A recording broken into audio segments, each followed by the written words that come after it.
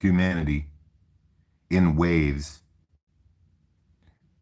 and mostly unawares is being ripped away from a tribal instinct.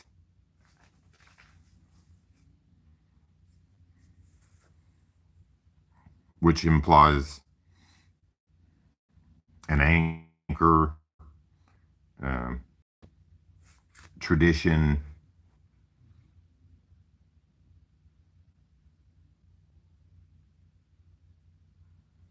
celebrating people both young and old.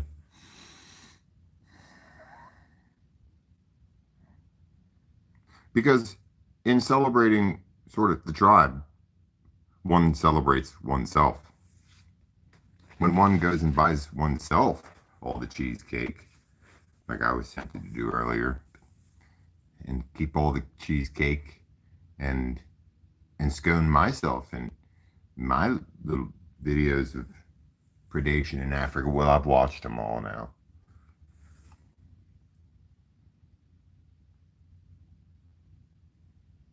If I deprive myself of the people, then I'm going to have more of an appetite for everything that unpeople can get me. And then find myself oxygen deprived, so to speak, of and rush back to people and not be so good at people anymore and rush back to buying more stuff people. And then this starts to get affected in strange ways that I don't know. Hi, Daniel. And then I can't laugh. Then I can't play music. And then I've been doing a bunch of this recently, slowly. I don't want to run around too loud or anything.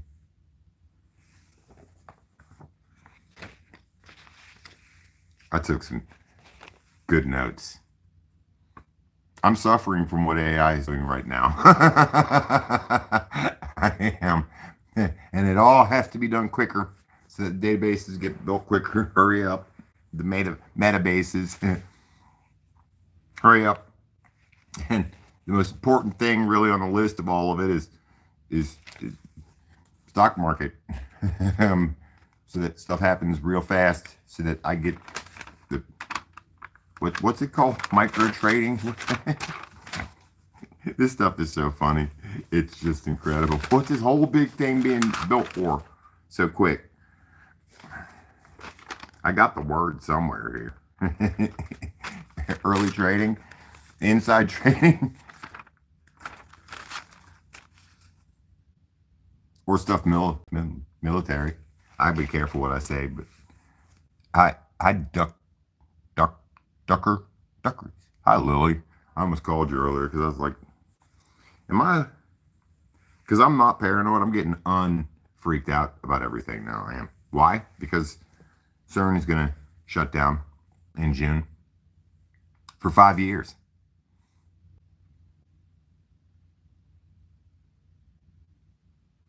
Which means that they know that they're going to be good for 5 years, which means that all the marketing people and specialists, we're going to talk about them. I've taken some names, the people who guide public sentiment, who guide society's aspirations and dreams. What are they called? I've got 3 different notebooks going on.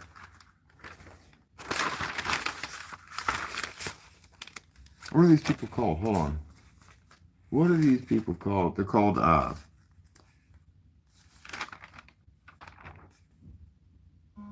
Tavistock Institute. Or you can look up where they were spawned from. In World War II, there was an institution called Wellington House, which was in charge of British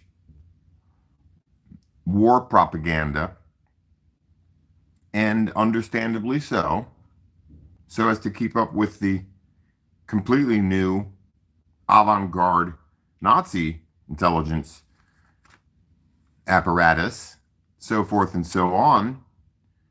Eye for an eye.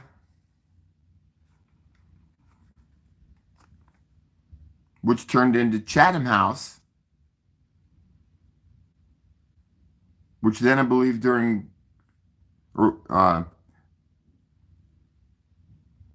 think during World War II, they hired H.G. Wells and all the great writers of the literary giants of the time to sell a fiction of espionage and pop culture and entertainment.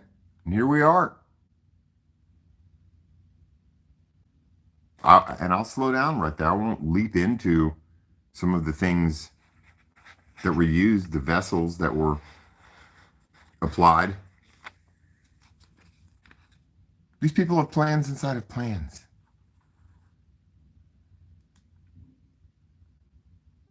And there's a madness going on right now in the minds of social media, YouTubers. I mean, I don't laugh. I kind of like laugh because there's people with a couple 100,000 subscribers. And all of a sudden, I mean, I don't laugh at all. I don't. You know, one lady, I forgot her name. I think I wrote her name down. I did write her name down. It's in my notes. They're just a jumbled mess. And she didn't even talk about anything out the box. I don't think she spoke about just normal people stuff. And her channel just died. And other people who are truthers or who are focused on a better world, a better life, or any other number of topics are experiencing tremendous loss right now. And that is psychic warfare. And it's going to tie into a lot of what we're talking about, because that's being done systematically by it. Plus, they have they don't need CERN anymore. They have data centers. Well, I was going to talk about. I mean, I'm really proud of myself, kind of, honestly, for even thinking of the title of the video, because I'm starting to think in reverse and upside down and inside out these days, folks. Here I am for 10 years, you know, being a little, you know, every weekend I'm ready for G.I. Joe time just in case the sky falls. Great American hero. Too much TV. Or not enough. Would you jump up? Be some voice all of a sudden. Some alien takes over on the coordinates to, you know, Planet Care Bear. What? It's a psyop. It is. It makes money and it sells video games. Whenever I feel too smart here tonight, folks, today, wherever you are, whenever I start to feel too smart, I'll remember it sells video games. And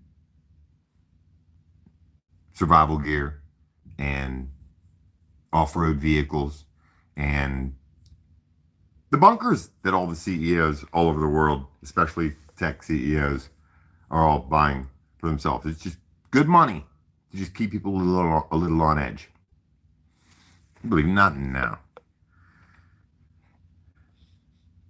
Because it's here that we gotta worry.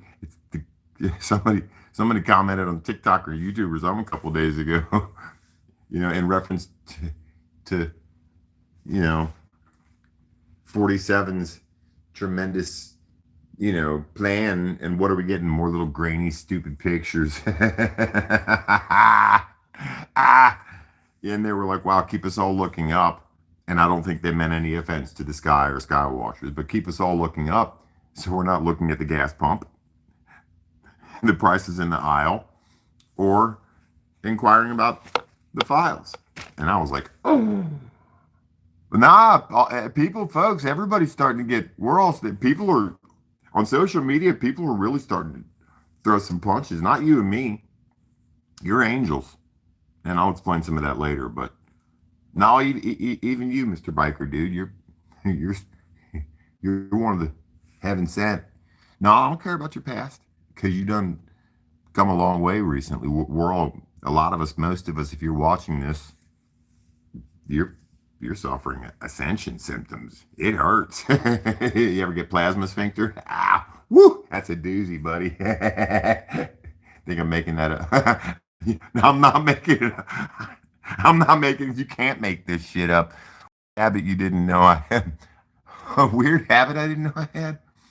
Uh, uh,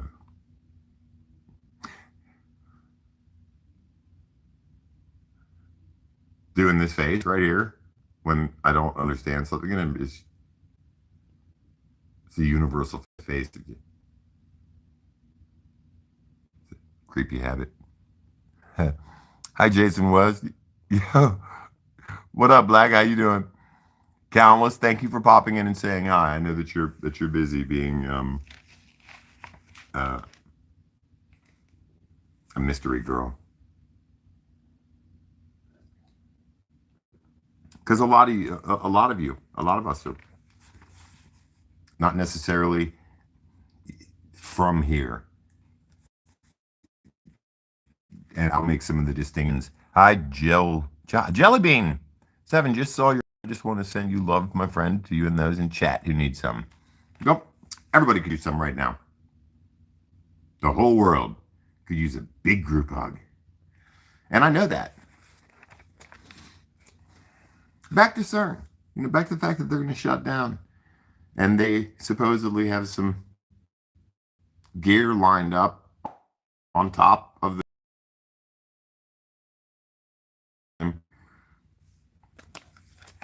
7.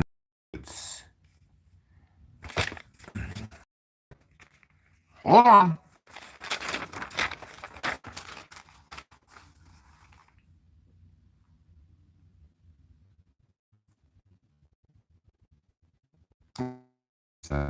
Run. Okay, it just buffered. The new guy in charge of everything at the Great Hadron Collider in Geneva, Switzerland, on the border of France and Switzerland.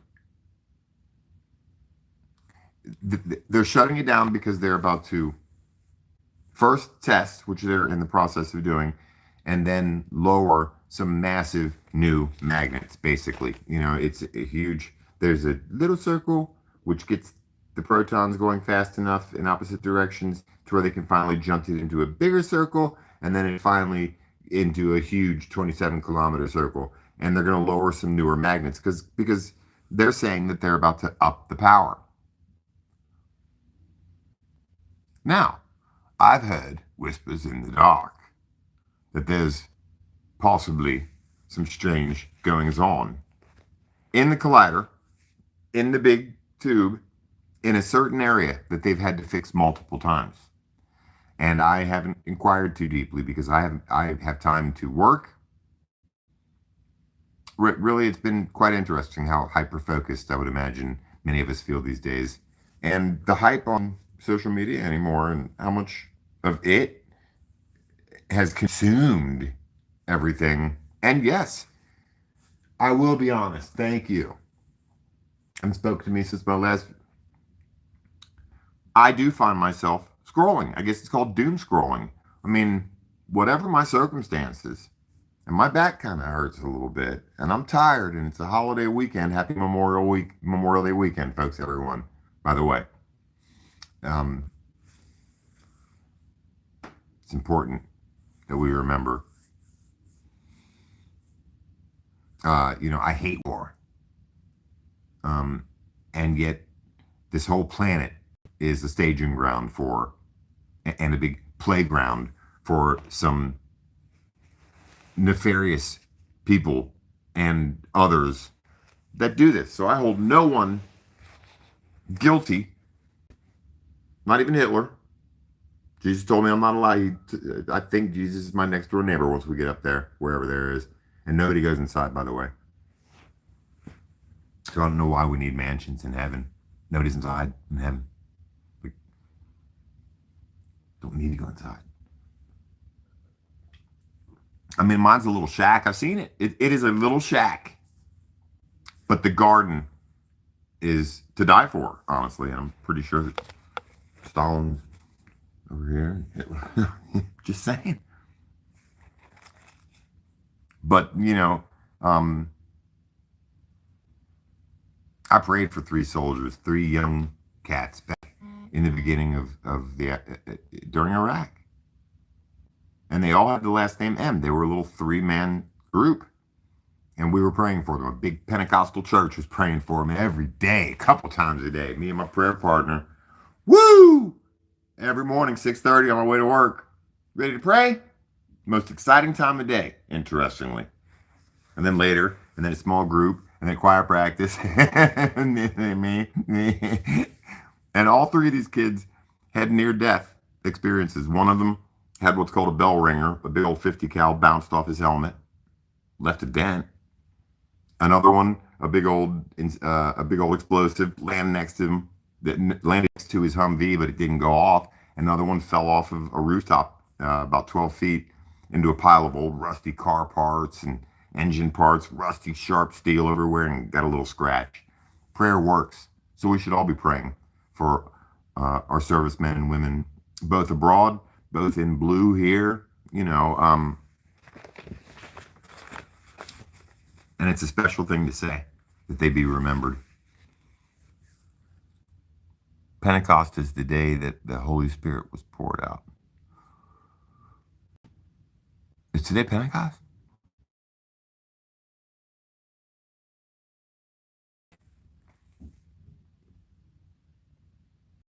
Yeah, CERN will be fixing, upgrading, and I've imagined that it's probably deeper than that. Needless to say, it's going to be expensive. It's going to become 10 times more powerful. Why would you write down his name if it wasn't? I just have to start doing it in my notes, because I've got some really interesting notes. It's incredible what's happening. And the only reason why I'm being... We've all seen 2012. We all know. Because everything right now is out on the table. We know.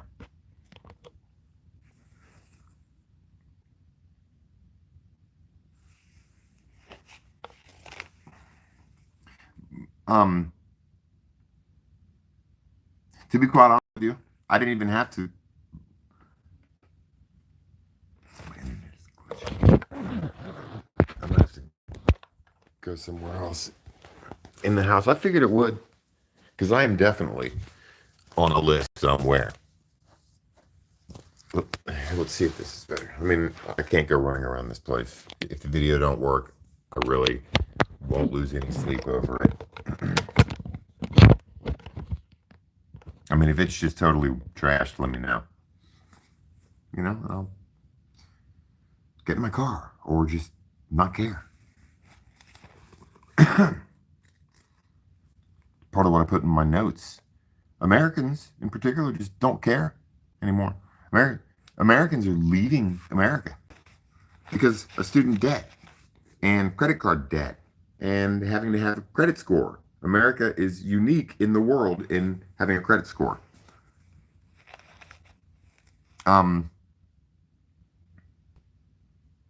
So people are moving. And, a single mom, for instance, or just a mom in general, goes and has her 3rd kid now. And the price of everything has skyrocketed. And she's getting, $75,000, $65,000 worth of bills from the doctor's bill. And then she's got rent to pay. And then she needs to take care of the new baby. What's she going to pay? And people, we're not even depressed over this anymore. It's really interesting, because the day that I started getting poisoned in my apartment, being exposed to polyurethane for a week straight, the day that happened was the day that I made my last student loan payment back in 2020. I mean, the fates of some cruel creatures right now, and it's happening to a lot of people. And that's later on in my notes, just that we seem to be wrapped in a programming for the lack of success and discomfort of certain people. And I don't want to say Starseed, because that just sounds played out and trite and a little too hippie-ish for me. But it's happening right now. if normal channels are experiencing it, I've been experiencing it ever since I got on here, and yet it has a strange anti-effect on me. Something else to really consider is that the people at CERN are searching for dark matter or dark energy, but they're able to collect. It's really confusing. And they speak so comfortably and nonchalantly about it, but I just really wonder. And they've got so many of them. There's so many particle colliders. But the world's not going to end, at least in the next 5 years. Do I read Yaoi? No. Hi, Excel.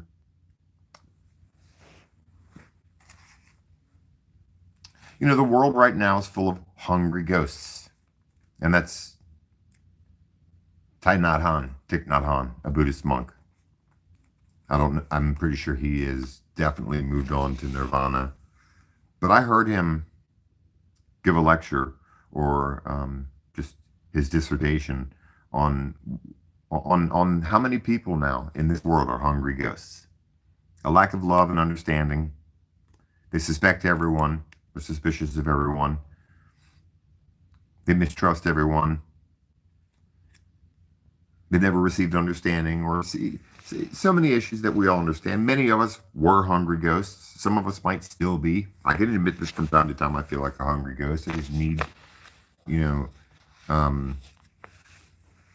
and wisely go get some human connection, as I mentioned before.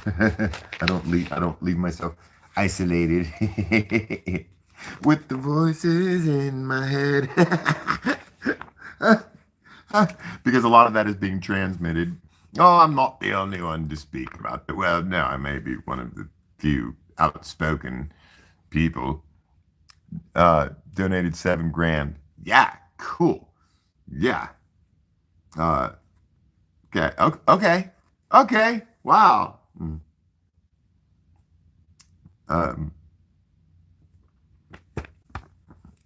I know better than to marinate in my own musings.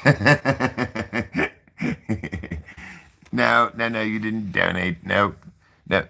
Are you really going to force me to? Sort of, pew. Have you ever heard? Pew. It's spelled P-E-W. I actually believe it. Sort of childlike, cartoonish way of referring to the sound of sort of being. You look like you have a lot of wisdom. What is one piece of advice you would like to give to the younger generation? Listen to your mother, or if necessary, your aunt or grandmother. Do that, and you would probably, most likely be quite all right in life. As difficult as it is, as uncomfortable as it may have to be to go to your mother or other significant older woman in your life that you can trust, though it may absolutely crush your ego and pride and sensibilities, if you are honest and listen to them, you will be quite successful in life. Can you make out, please? Well, no, actually, we can't. I've taken a vow of only kissing gerbils until CERN reopens.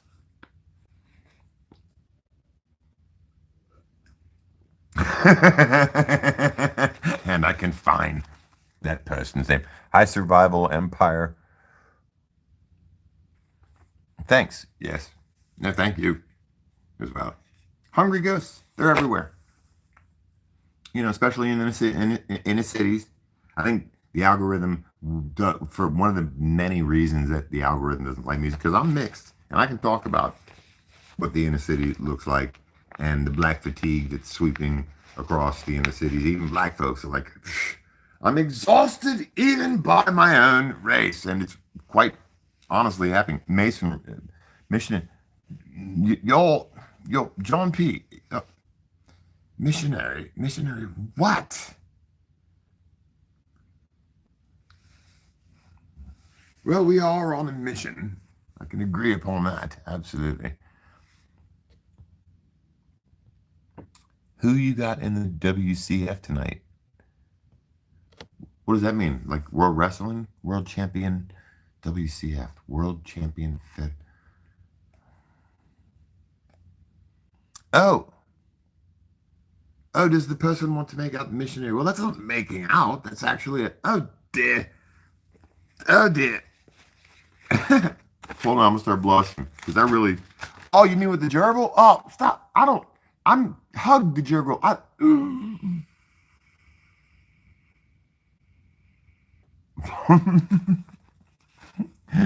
It's good to see you, John. You're one of my heroes. Yeah, you know, and I mean, last night I'm at the grocery store. I had to take one of these guys. Grocery store. Finally got his food card.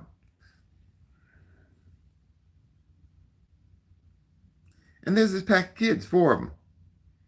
And being an empath, I can read little uncomfortable, these four teenage little African American kids. The girl who was the ringleader, about 15, cute as a button, but hardly had any clothes on, just dressed in really tight exercise clothes and a halter top. So just that much of her. It's 9:30 at night, and this little girl's walking around half naked in the hood with four slathering, zombified, pubescent teenage boys following her, and they're all loud and they're shoplifting and knocking stuff over, and they are not to be messed with in society anymore. When I was a kid, 30 years ago, the nearest adult would have snatched one of them up by the back of their head, told them to go pick up everything they'd knocked down, empty their purse and their pockets for the shit that they'd stolen, and go tell the manager, and then we're going to call your parents, and your parents are going to come get you, and they're going to whoop your little ass too, and your principal's going to find out about the. Now, these little kids, these young people walk around with impunity. And because they know that they're scary. They know, let people know. And don't mess with me. I might look white, but don't. And don't play all white and say, I didn't know you look white. No, white people say that sometimes. There's an albino brother living here now. Yeah, so last night, when those four kids make it up to the front, the security guard, this 20-year-old, skinny young black kid, told them to please stop, return the things that they'd taken, and they started fighting him back. And then some big, did you know that black people can be big inbred dummies too? They can. You can't tell, but it's big dumbass inbred black people too. But they got dreadlocks. You can't quite tell. You don't get, they're just as big and dumb as the hillbillies. Nah, can't nobody step to me right now. And nobody could do anything. Every adult in there had to stop and put our hands behind their back. Let this little girl do her. Well, you can't tell me. And she's walking through, with spray painted clothes on, and the three dumb little kids just following her, and they don't care because they know that they're rough enough to beat anybody up, And then the big idiot goon who probably sent them in there to steal stuff, who finally did muscle up to the security guard and say, I'll beat your ass, I'll walk around, I'll beat everybody up.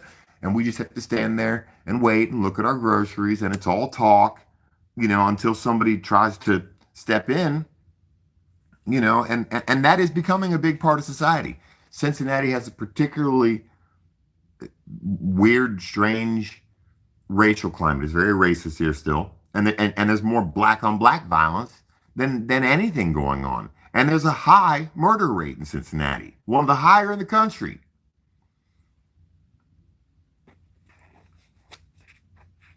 Go ahead and look up College Hill Kroger's, North College Hill Kroger's. A couple of months ago, the kids all got off school one afternoon and they went and trashed the whole store. It's called black fatigue.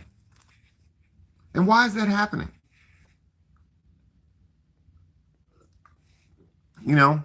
People don't remember. Let me see, when was slavery abolished? 1886. So you got 96. So you got 06, 16, and 26. Slavery's been abolished for 130 years. And white America and the world wants to act like it's something that should be purged. The memory of it should be purged from the black conscience. Are you kidding me?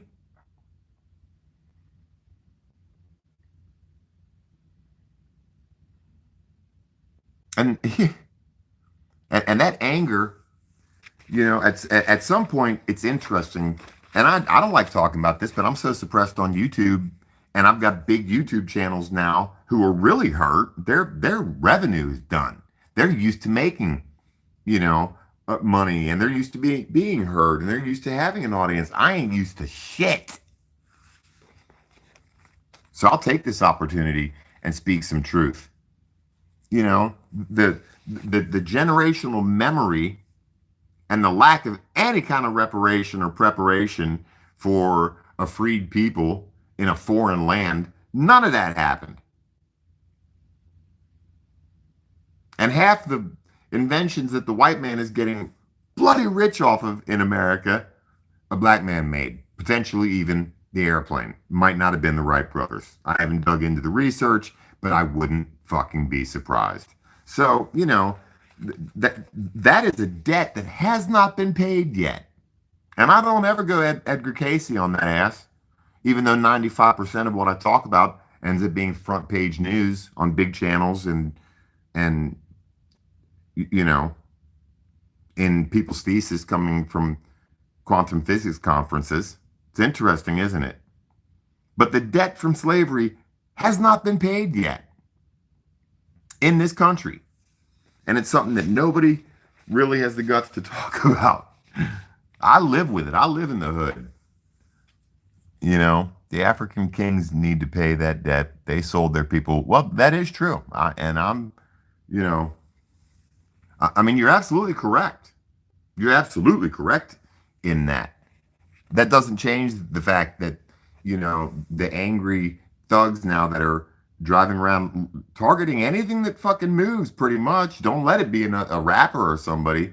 But they can't get to Africa right now. So their own neighborhoods and their own people will be the next best thing. No, that's misinformation. Wright brothers really did. Well, washed? Yeah, cool. I don't really care. That's not what I'm here to talk about. I'm not even going to dwell on this topic much longer because they should all know themselves and we should all know ourselves. And it's a product of fatherlessness, not necessarily slavery. No, I like you because it's not. You're going to give, massive swaths generationally. It's not just blacks, it's whites too. And fatherlessness was forced and implemented during the civil rights movement because when the white boys got back from Nam, they were all spit on and ridiculed. So a lot of them left home, and in the inner cities, crack was introduced. So a lot of the blacks left home. So this isn't I'm not a racist. I'm not, I'm an equal opportunity kind of asshole. No, but you can look up some of the demographics of Cincinnati as we speak. One of the highest demographics for everything that is deplorable and abhorrent these days coming out in society. And in reference to the Masons, John, I thought you were saying Mason. You said missionary, but the Masons started here. Just look up Ordo Cincinnatus, the Order of Cincinnati. The Order of Cincinnatus. Look those guys up. This place was supposed to be called Lasanaville. Now that's my little rant, because that's going to become an issue someday.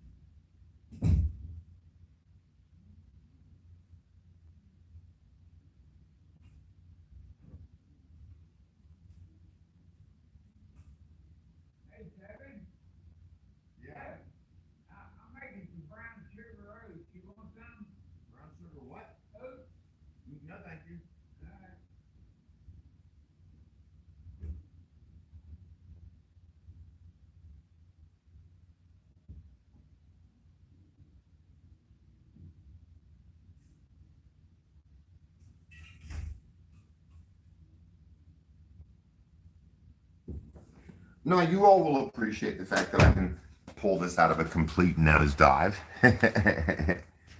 Because it's not, it's societal. Because kids are all playing video games. And when you play Fortnite or Grand Theft Auto 7 or 4 or, when you're always flexing and showing off on social media, the younger generation, and let's just take it out the hood. Let's take it away from the gang banging and, even the fatherless, unfortunate minority. Okay, let's take it to the suburb with the well-to-do white kid with 2 happy parents and everything's great. This is being affected by games and killing. I've watched video games get played. I myself have played them. It's the same thing as scrolling, not even keeping count. I'm just saying, the rewiring of the brain of society is happening. I'm no doctor. I don't, or psychologist. The anger and the willingness to go ahead and trash a department store or a neighborhood or, a Walmart or,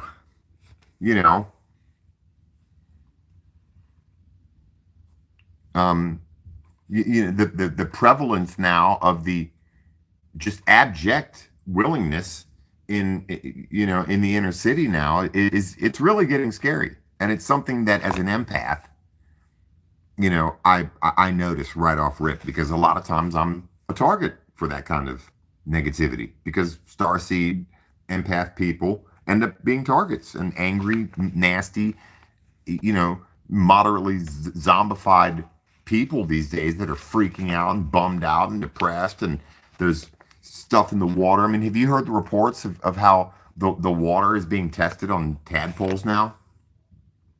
Huh? Have you heard that? The same water that we drink or shower with, which gets into our bloodstream, even if it just gets on our skin. Do you know what it does to the tadpoles?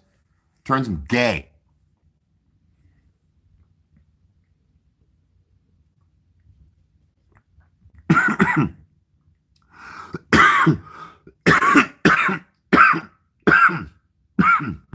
And I literally, after my life, I literally getting ready to go live for the first time in a week. I look over my shoulder now before I go live. Notice I almost just choked. Something in the Matrix did that. You think I'm kidding?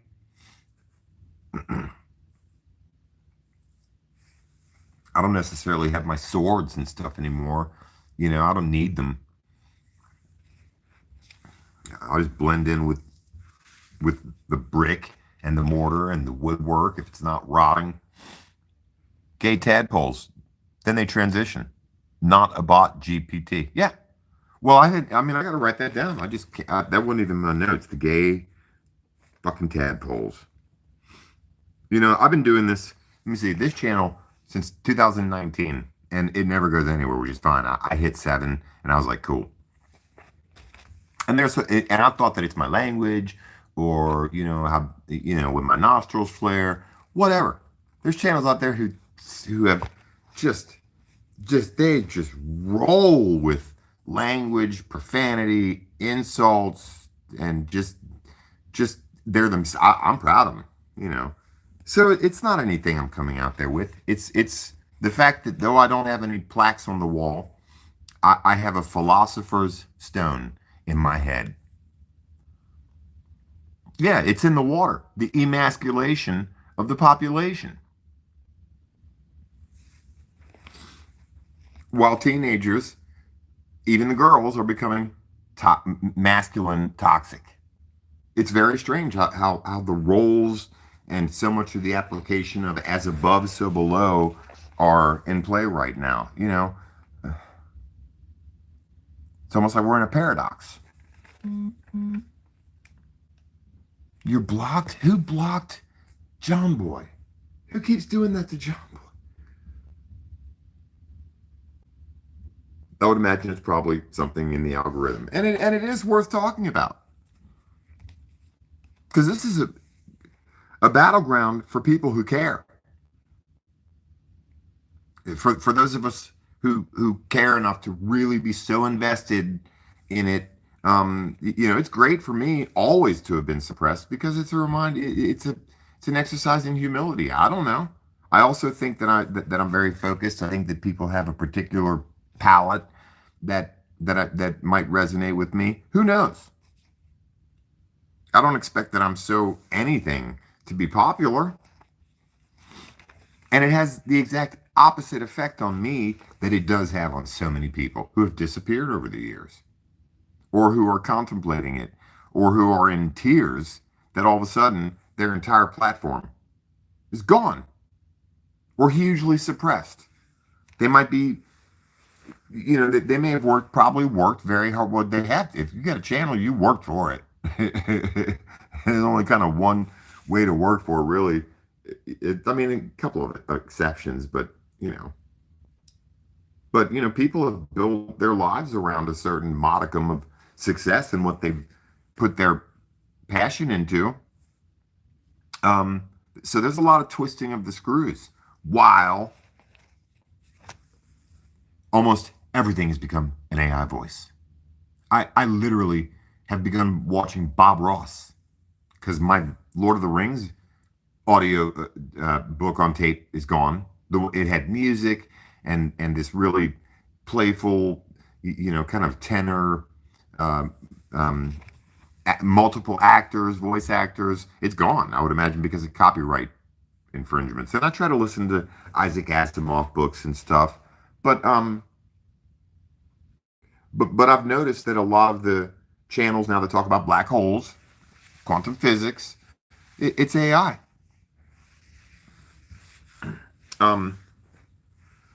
Predation in Africa, same thing.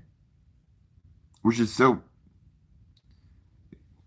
it's so counterintuitive because it's nature and yet it's an AI voice, which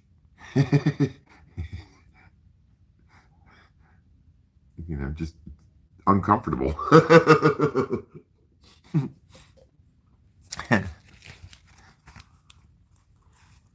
And I realize how much I'm, again, dependent on, exactly what it is that I'm talking about, which is fine. It's one of those taboos that we're all guilty of. And we can't blame it on no woman in no garden, which is such a convenient way out, is it not? Nobody blocked in this stream, Seven. I don't know. So let's not be hungry ghosts, folks. And I'll, for instance, all these years I've been doing this, as insane as it sounds, because it always does at first, I sense the manipulation of the frequencies in the airwaves. When I'm laying down, I'm completely still.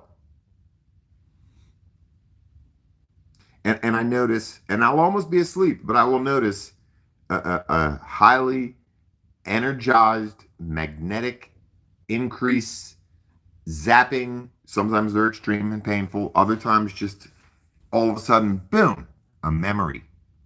Typically it's something that was either very invigorating or a deep loss, something that snaps me instantly awake. That ain't natural. And it used to be once an hour, once a half an hour. Now it's once every 3 or 4 or 5 minutes. It's being pumped over the airwaves. And a few of us are sensitive to it. You don't need to live next to a data center to be being affected by what is, they blame it on tinnitus. You don't have to, and nobody's talking about that yet, but mark my words, soon people will. And I've taken notes on the data centers, the most recent updates. They are popping up like chicken coops, which aren't popping up, by the way. Isn't it interesting how everything really is getting as above, so below, as above, so but it's getting low down and dirty. They got data centers popping up, but I can't afford to go put up a chicken coop. I don't know how. necessarily. Or if I had the money at the time, would I? Uncle Skin is here, one of the best guy watchers out there. Soy Central, thoughts on USS Liberty. The USS Liberty. A ship during wasn't it the Iran Contra something or other back in the Middle East? Conflict in the Middle East with somebody. There's a USS ship there. It was a destroyer or something, but it was for monitoring only, for radio transmissions. And my name is Seven. It's actually really my name. Twin sister named Silver and two brothers named Lucky and Shay. I mean, Anthony's my first name. We got biblical for it, but Seven, you can call me Sev. Seven, Sevy. 5 + 2. But the USS Liberty was strictly an observation ship. It was in the Gulf or something like that, the Red Sea or some shit, and it got attacked for over an hour by the Israeli Air Force, like viciously attacked, and by air and by sea, because there were gunboats. Over 100 people died. It was incredible.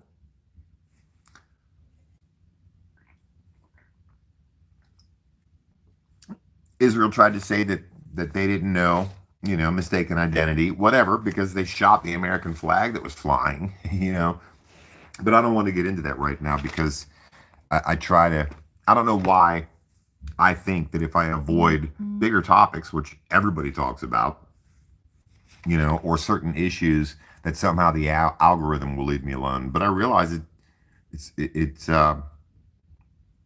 always had it out for me. And that's a special, it's not that it's necessarily encouraging, but, Sam Hoffman and a few other people told me years ago, there's something about you that you're doing right. And it's not just pretty videos of the sunset or two suns.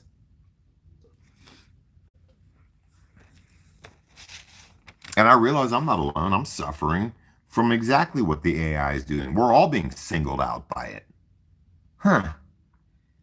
It knows what to feed everybody at times. I'll dream about something and it'll be in my feed the next day. And it's not all to make everybody feel rich and famous and beautiful and TikTok-y. It's actually to get into our heads. Back to, what was it, the Tavistock Institute, mind control, propaganda, Wellington House. Now you can look up the channel that was talking about this, social engineering, I believe they're called, or it's like the Mark Denlin show, or Sean O. It's like one of my Irish names, Sean O. And then it's QOI, QOU. I don't know. It's called The Unseen Hand. That's what it is. Melanie Madness. Yeah, Unseen Hand. That's what the channel's called. Melanie and Madness. Freedom and Control. Oh, no, the channel's called Things Invisible and Things Visible and Invisible. Sorry. About how places like the Tavistock Institute have been using mind control on us, like, for instance, with the Beatles. These 4 lads from Liverpool who shot up in fame immediately, took over the world, sort of with a slightly wholesome sort of look and melodic sort of upbeat sort of sound. Meanwhile, you had them in competition with the Rolling Stones, a bit grittier, a bit less melodic, and a bit more on the sort of reverb and crunchy guitar, sort of the bad boys. And they were both promoting the same thing. Then the 60s hit, and all of a sudden this psychedelic era and freedom and love, they were both there promoting the same thing. Global fucking gods. And other, mind you, Mick Jagger was going to prestigious Ivy League universities. I forgot to write down the names of the universities he went to, but he went to schools for business, for specializing in sort of the psychology of you know of the masses. He went to school for stuff like that. His name was Mike. No, I'm not a teacher. I'm a seer.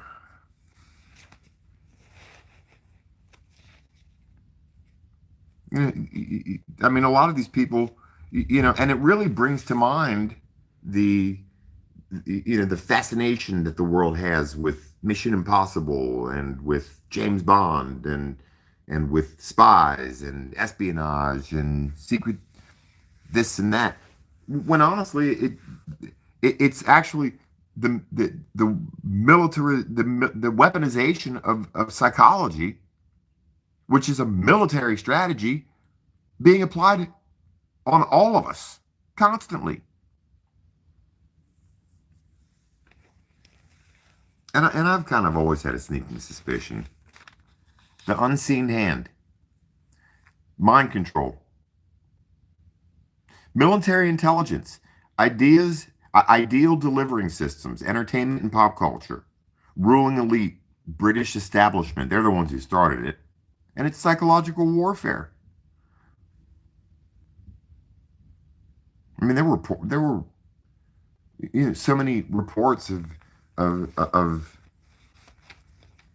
strange going ons, throughout anybody's interest in anything from Hollywood to Disney to the 27 Club, and there's a real magic to it, and a lot of it might not necessarily be witchcraft and moon worship. Some of it might just be military. It's great that there's an audience here today. It really is. I've just barely got into my notes, and I've got some tremendous things to talk about tonight. I haven't wanted to go live in days. I'm constantly tired. Just this numb kind of middle of the road humdrum. I don't really care. I mean, it's concerning. I don't want to play guitar anymore. Nobody's seen the sun in at least a week in Cincinnati. It's constantly raining here now, and a lot of that has to do with hiding the sky. And it's interesting. Every time I'm prepared to say this, I feel sick to my stomach, which is I know that something is in the airways, something with your pineal gland, something with your adventure, curious activity in your brain that I literally feel physically sick when I wanted to say that I think part of all this disclosure stuff quickly happening corresponds directly with the sky, with the incredible skies that we see. And I think that there are probably things now that are in proximity that they will hide the sky for a month if necessary, like real deep. Days of straight rain here. Days. It's been cold. It's been in the 60s. Last week it was. And there's this strange sort of feeling of fall in the air, but then it's going to be baking hot. India right now is cooking. This is going to be the year of deadly heat from fucking hell on planet Earth. And I'm telling you, a lot of it is artificial. I don't care. They want to melt Antarctica, sons of bitches. But they're hiding the sky. When it's cloudy in your city or your town for a week straight, unless you're from, where's that again where it's always raining? Not England, the place out where Nirvana was from. In Seattle. But a week, 2 weeks, constantly rain. They're hiding the sky. And I always think about what skies in particular, because it's everywhere, but also particularly I believe close to ancient megalithic structures, because it's always cloudy in England, and you've got Stonehenge. It's always, and it's not always cloudy here, but they're always nuking the sky, and it's close to Serpent Mound. And I'm just saying, that I think that a lot of this has to do not necessarily with any one geographic location like Serpent Mound or Stonehenge. I think that the whole world is covered in what we're all learning now may have been a global civilization, a global higher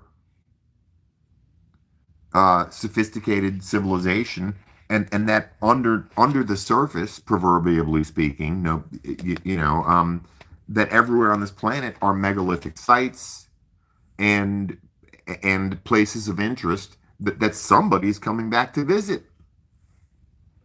MUFON moved to Cincinnati, and I had to pinch myself yesterday because I do very much feel like I'm in a dream more often than not these days. I don't know why. I'm serious, folks.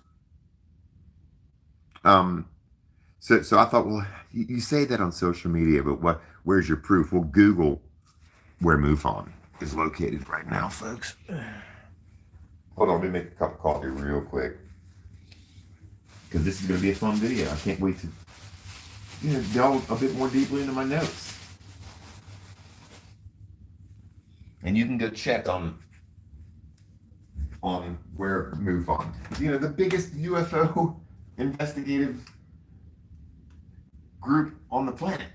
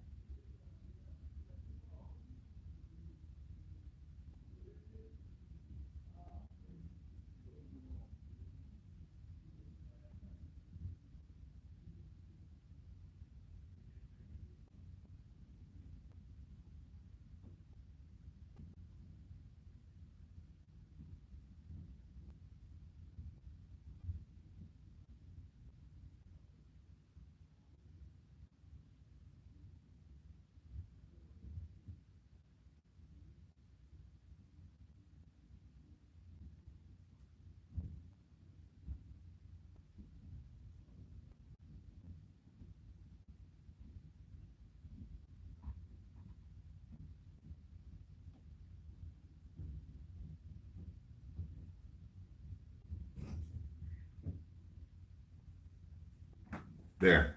Made me a cup of instant coffee. Nah, man. I mean, I don't. I mean, again, for as nibby as I get, as metaphysical, and curious as I sound, I'm skeptical of all of this stuff because I think this all sells video games. I think it's all pushing the AI generation of technology that's going to come that all the kids are going to be gobbling up all over the world, just like when they came out with Tetris and adults too, entertainment. I think 95% of everything going on right now in the media, which isn't, by the way, always the news. A lot of us like to say, in the news, in the major media news, there's a big difference between YouTube and Fox News and the major networks. But what pushes, the masses is sitting on their asses, either fucking around, jerking off, or taking classes. Government fueled by evil magic. Yeah, cults that do unbelievable extent of witchcraft that the people of the society are clueless. Government wiped out every tribe and took over. Yeah. The tribal mentality, the tribal instinct now is going to be replaced by the individual unit substrate of self.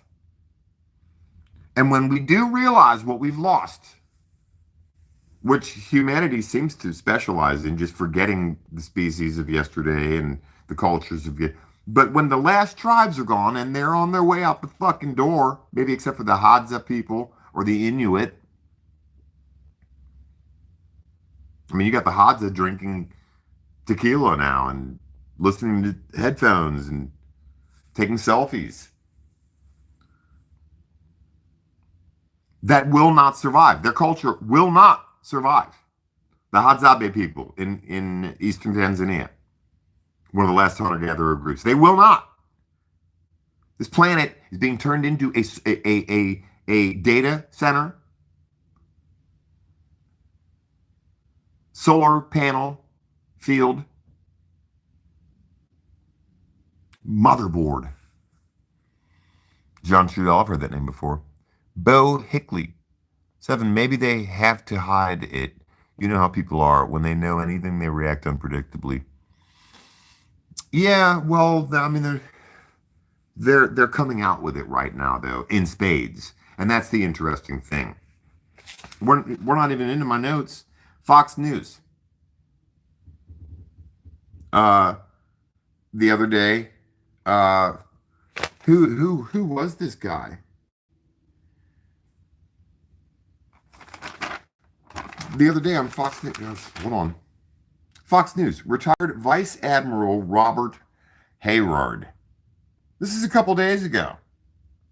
He's on Fox News doing an interview, and the man had a prosthetic silicone face mask on, if it was even him. You could tell because there was an area where the prosthetic, the fake mask, wasn't tucked in under his shirt all the way. Now, if you think that was an accident allowed to slip out on Fox News, then you out your mind.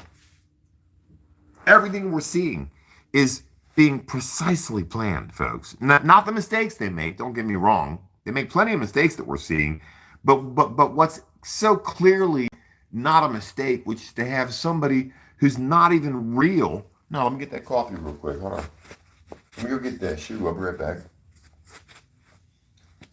Because who was under that mask? Did you see it? Go look it up. Go look this shit up real quick. Fox News.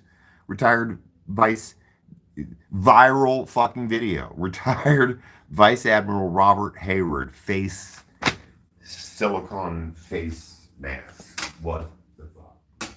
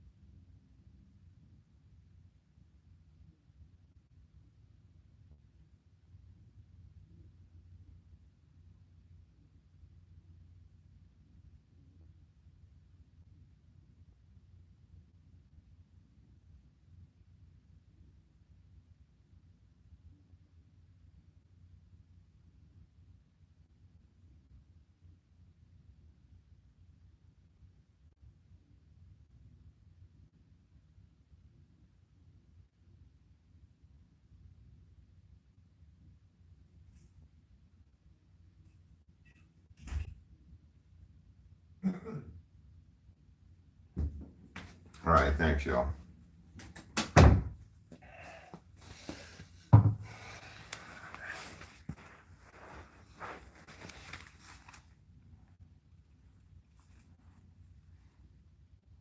That was really strange seeing that little news clip on Fox News.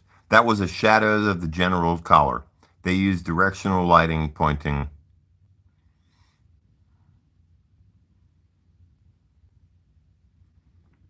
Okay, well, there's a concept that I've come up with now called my Mandela effect. And no. Okay, I appreciate who you are and I appreciate your perspective. But no. All right? Thank you very much for your comment.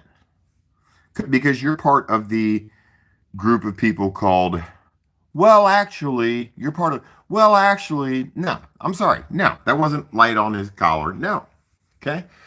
one really cool thing about me is, you know, it's not about fighting or not wanting to fit in or being a rebel. It's just a big old no. Okay? All right? Cool. No. A shadow like that, you know, it's interesting because this part of whoever's voice box it was shut. No, come on. Thanks. No, I don't know. You see what I'm saying? How mine moves and stuff. It was, no, that shit was, nope. There was a delineation called fucking plastic. I'm not, I mean, you know, we're all allowed our own opinion, and you can have yours. That was a shadow. No, it wasn't. Bo Hickley.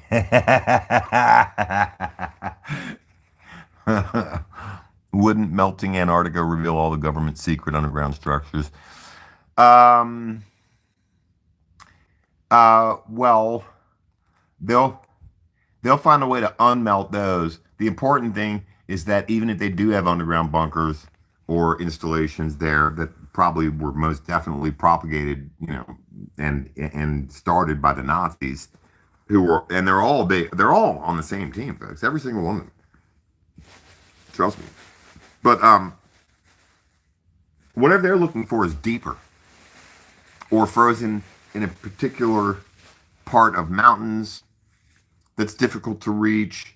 There may be liquids and compounds and certain fields of influence that that might affect what they're doing. It's definitely not a perfect science. They're melting half the world right now with impunity.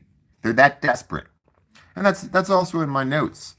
I'm wondering, you know, I have a sneaking suspicion that the AI has been here the whole time. Because what else could want to mass produce something rapidly that is by nature already in competition with humanity, just in terms of natural resources?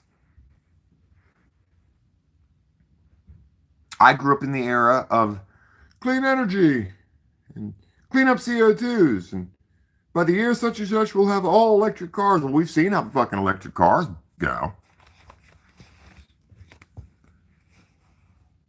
And we and our governments, just think of taxation alone. To corporations, I'm not the biggest cheerleader for big industry, but I can appreciate the men and women who've provided jobs for people all these years and decades in this great country of ours. And think of the taxes and regulation and legislation they all had to get dragged through. Big part of why many of the top industries have left America, because they didn't want to deal with regulation. And now look at what they're all of a sudden, overnight, quick as fuck, doing with the data centers. They're popping up like poison ivy for those of us who are allergic to that nasty shit. That was a horrible analogy. Usually I'm a bit more musical and colorful, but today I'm serious. What was the general talking about during that interview? You know, that's a great question. I don't know. And Mr. Person up here with the light on the what? Hold on. Let me try some. No. Let me go put a suit on real quick. No. Sorry. Nah. Now, mind you, this is Fox News. And it's going to sell video games. And it's going to sell movies. And it's going to, you see what I'm saying? Back to the Tavistock Institute. See what I'm saying? See what I'm saying? A lot of what we think is, you know, we're so clever to be noticing it, we're allowed to see.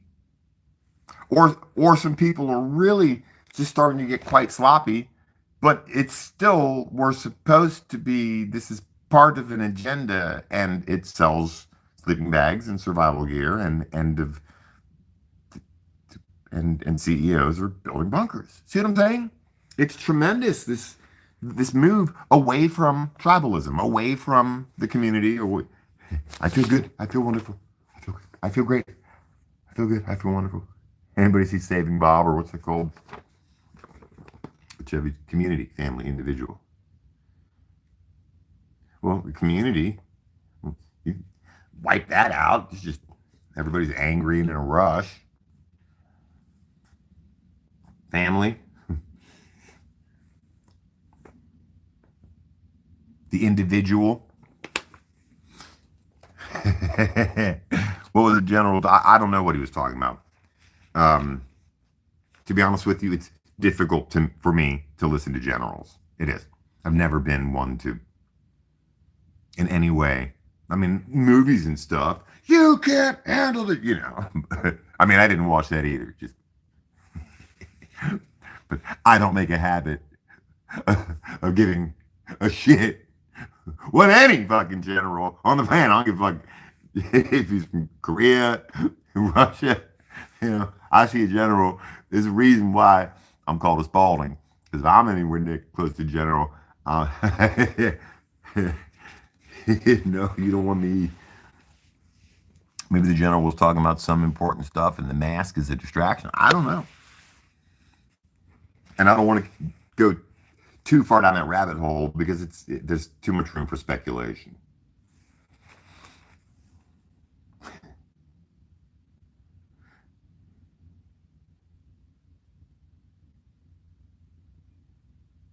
And thank you, person, with your opinion. I empathize with you greatly. I don't want to believe in UFOs or Bigfoot. I don't want to spend money on water purification. I mean, I lost them and all, but you know, I don't want to blow money on, you know, camp. I mean, I tried buying some mossy oak pants a couple of years ago. You know, I got extra large. You know, they're too big on. Just look at those. So now I put a big old belt on because I wear them. You misunderstand me, but I can't afford to think that far down the road.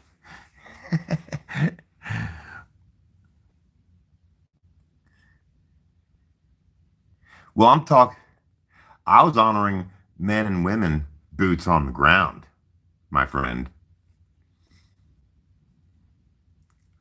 I'm honoring people who are told to go out into the front, people who leave their homes and families in the comfort of their lives without any real awareness of what the militaries are up to or the people pulling the strings behind them. That's who I was applauding and praying for and continue to keep in my prayers. Not people who are higher up who probably have some awareness of the bigger agendas going on and still have no problem furthering their careers and so forth. But I appreciate what you're saying now, and I'm kidding. Can you tell sometimes, you know, just a little humor never hurts to break the ice. I'm not gonna hurt a general. Okay, I'm like, boo. You know, it's like, I'm kidding. Do I believe the UFOs are coming and going out of the oceans? Absolutely, Ruth. No, I like you, Bo Hickley. I'm just gonna make up a character for you. No, I'm gonna stand my ground. You seem like a reasonable fella, you know. Voice my opinion, and you seem to be polite and, you know, good to be here a little bit. But hey, now you be careful about them generals. My uncle's a fucking general. He's a good man.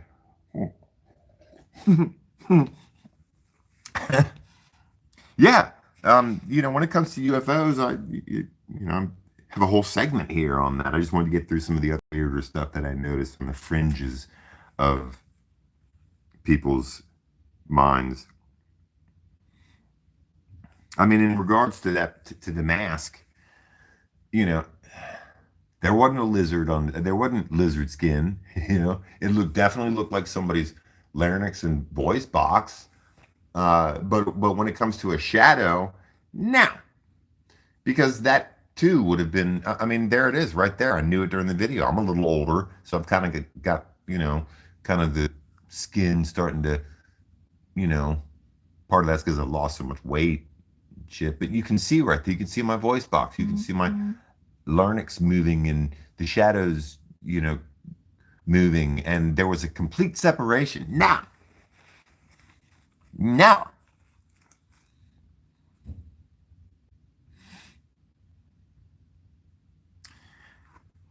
There's a channel called Richard Vobes, who's a researcher, and he did a video on the sun flashing.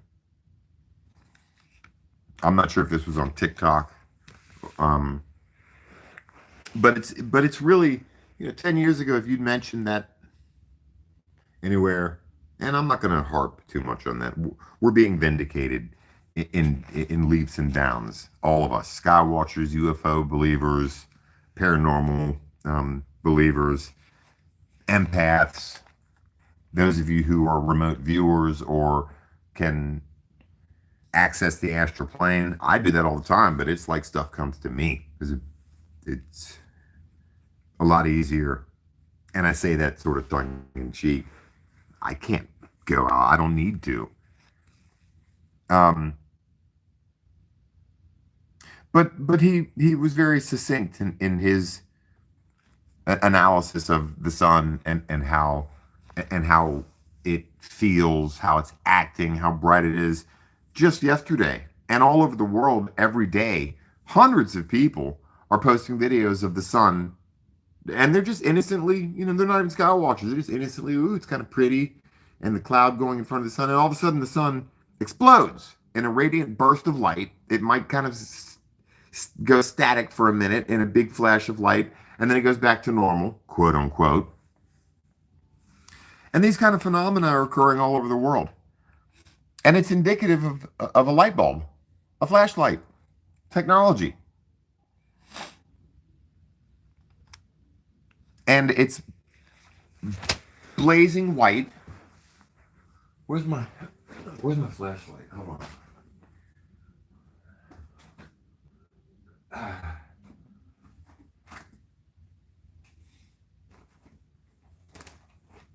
I mean, this is a perfect experiment that anybody can perform. You want to see the colors on the feathers. I don't want you to. Or there's a light source behind here. That's a better metaphor, because that's what they're doing. As well as, it's the concept to kill two birds with one stone, or the old saying that came from whoever the politician was, no tragedy should go wasted, or some sick stuff like that. But if I don't want you to see the fire, then I can blind you with the light. And that's what the simulator looks like. All the attributes of a big artificial light. And then just like, with a flashlight where the battery is starting to go bad on it, it'll click on and off, and so forth and so on. I don't want to sit here and spend too much time on that. I'm no Bill the Science guy. And it's amazing how none of the establishment, none of academia, not Brian Cox, not Teal Big Lip DeGraw Tyson, not kooky old little mumbling ass, none of them talk about the sun, except for, briefly. And it's interesting. Well, I'll tell you what, I used to like Brian Cox because he spoke about the second sun. And he occasionally still slightly references other solar systems that might have a binary sun. But he is bought and sold. Neil Tyson, big lip ass, they still don't know what to do with him, but he's coming out and talking about extraterrestrials. But he also shot down any discussion of anything abnormal occurring with not returning to the moon. He went off on Bill Nye the Science Guy. He did. And who could go off on Mr. Bowtie? Who could ever? Except for Trump, maybe. Neil Tyson, big lip ass, went off on Bill Nye the Science Guy on, I don't know what podcast it was, but they were all up on a stage. And somebody had just questioning the possibility of a fake moon landing for one of possibly many reasons, and Neil Tyson absolutely had a fit.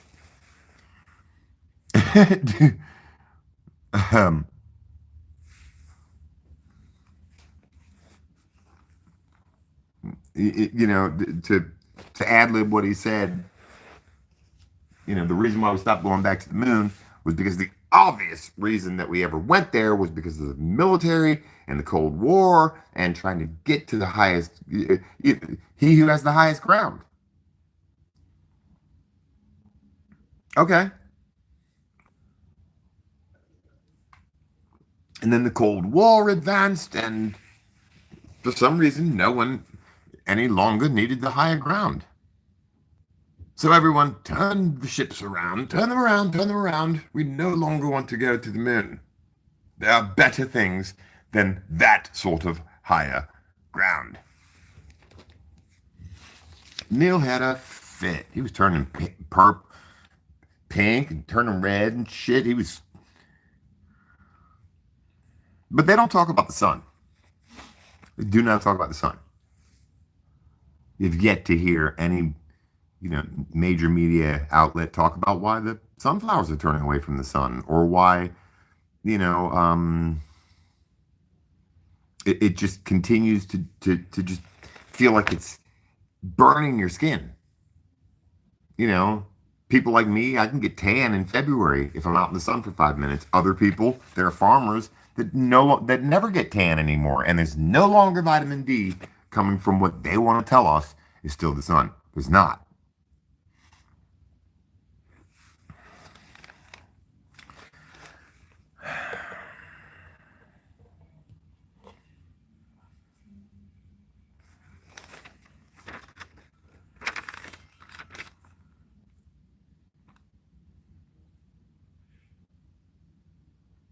Yeah, the lady's name is Laurel Beard.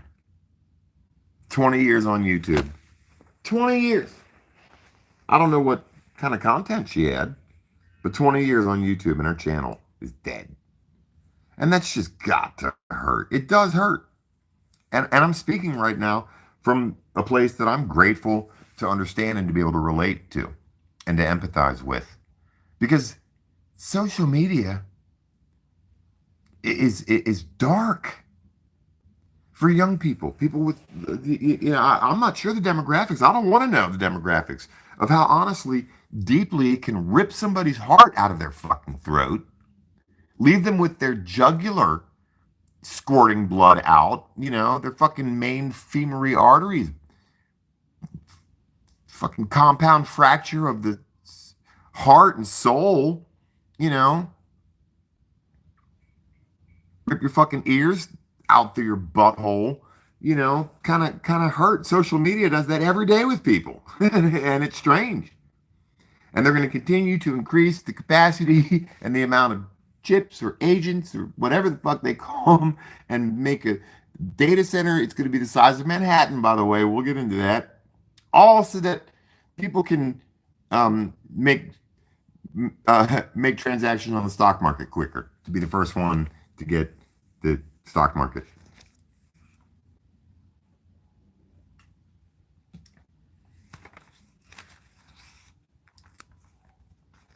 Coincidence. This year the dollar goes off the petrodollar peg. Well, Bo Hickley, people have been saying that for last decade, my friend. People have been saying that. Going to be the end of the world. We're going to get hit by an asteroid. Aliens going to take us over. The Kevorkian, who...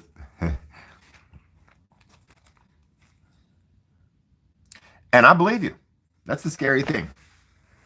Because we're all being so disarmed, and I believe over the last 2 months, super bombarded with what, a place like these institutes and these propaganda magnets and other institutions, the romance of aliens. It'd be very romantic. Close Encounters of the Third. I'm a musician. I'd love it if something came down with a big ass organ. Boom, boom, boom, boom, boom. I'd be like, shit. You need a guitar player? I mean, I play upside down and all. How about that? Big old chip. Can you play the blues, buddy? It's been raining all day. I thought I wouldn't be able to play. I didn't have a whole lot to say, but I know I'm gonna be okay. Hey, can't wait till the sun come out. I'm gonna scream and shout. No longer wanna pout. No more. I'm gonna sing and let my voice ring. Do what I can. Uh,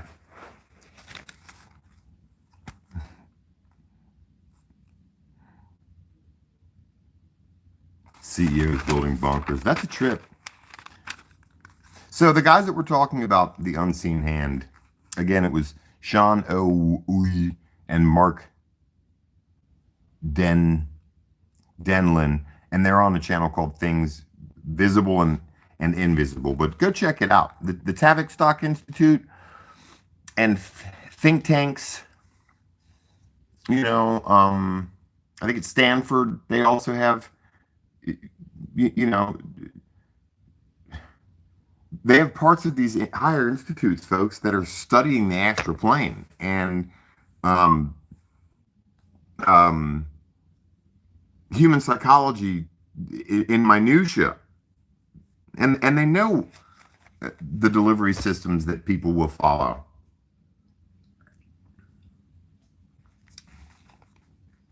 And I would imagine built into that entire system is trying to figure out the unique people who refuse to follow.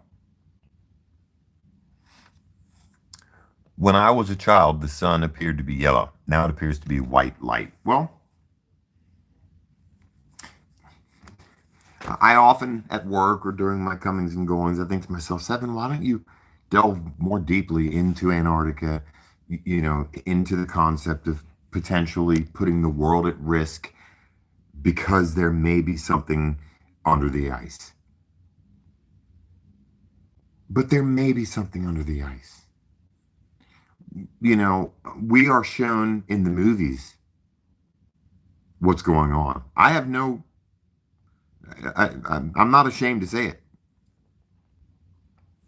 The channel's called Things Visible and Invisible.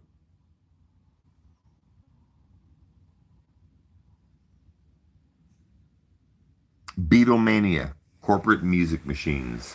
Yeah.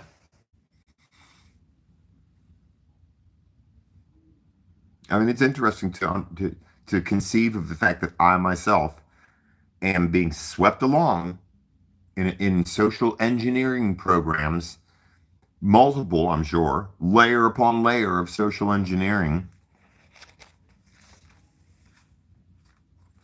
It became clear to me years ago.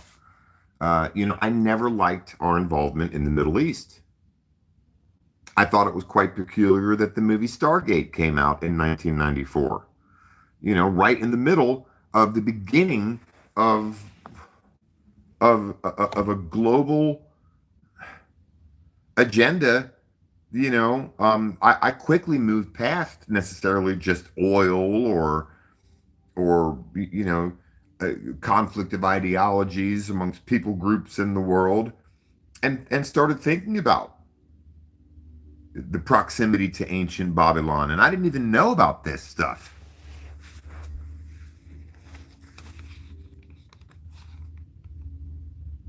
Military intelligence, indeed. There's the Beatles. I myself was uncomfortable with that song. She was just 17. You know what I mean? I was like, what? And then, a few years later, they're promoting quitting school and dropping acid and Eastern philosophy and free love. Of course, that was social engineering. Experimental elemental. What's up? They talk about voice to skull. Fuck that. It's more like screen to skull works good enough. Well, I experience voice. It's not necessarily voice to skull only. It's voice to skull. It's a screenshot of somebody breaking my pencil when I was 5. It's anything that can get me out of my groove. And I'm convinced that it's the heavy metals that I've been exposed to, that I've ingested, that I've breathed in, that, I'm a transponder receiver. I know I am. We all are. Notice I avoid the topic of the 2020. Notice I avoid that topic almost at all costs. I rarely ever bring it up because what was implemented, if you know what I mean, during that time period, uh, certain people are finding can be manipulated and activated by the towers. I don't know if you know that the CDC has a zombie apocalypse contingency plan. Did you know that?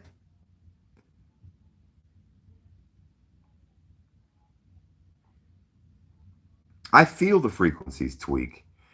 It makes sense to keep. Now, mind you, very few people are probably as sensitive as I am to. And I've always been sensitive. I've always heard the ringing ever since I was a little boy. I've always had to have a fan. Always. I never go anywhere without my fan. Like literally. Like it's really strange.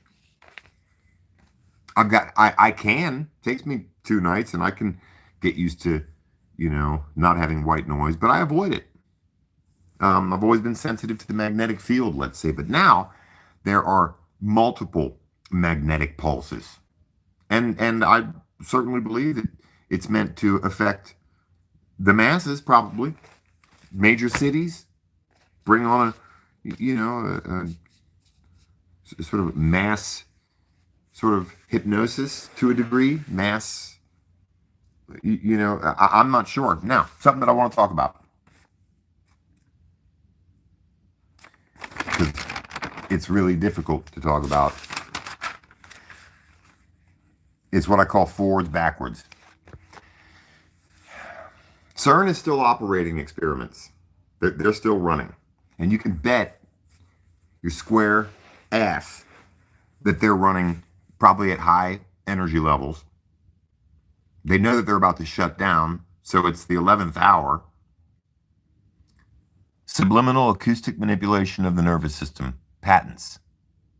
Thank you, experimental elemental. Yeah, I feel it, and and hopefully I've been able to describe it in simple forms. I feel very calm today. Notice I'm finishing my thoughts. I notice I will bring up a topic and I will forget about it. One of which being forwards, backwards. Because they're fucking with time. I'm pretty sure. And over this month, 2 months now that I've been quiet, haven't been going live much. I've really been kind of hearing and learning and focusing on social media and the desires to look and see and do I fit in where. All that is so not as fun as working and eating fruit. Being with my twin sister again for the first time, getting to see my mom, hanging out with my younger brother, really taking advantage of this while I still can. I am one of those people who does stay up at night along with Tim Burchett at what's going on right now because this is what is on the line. And this, to be honest with you.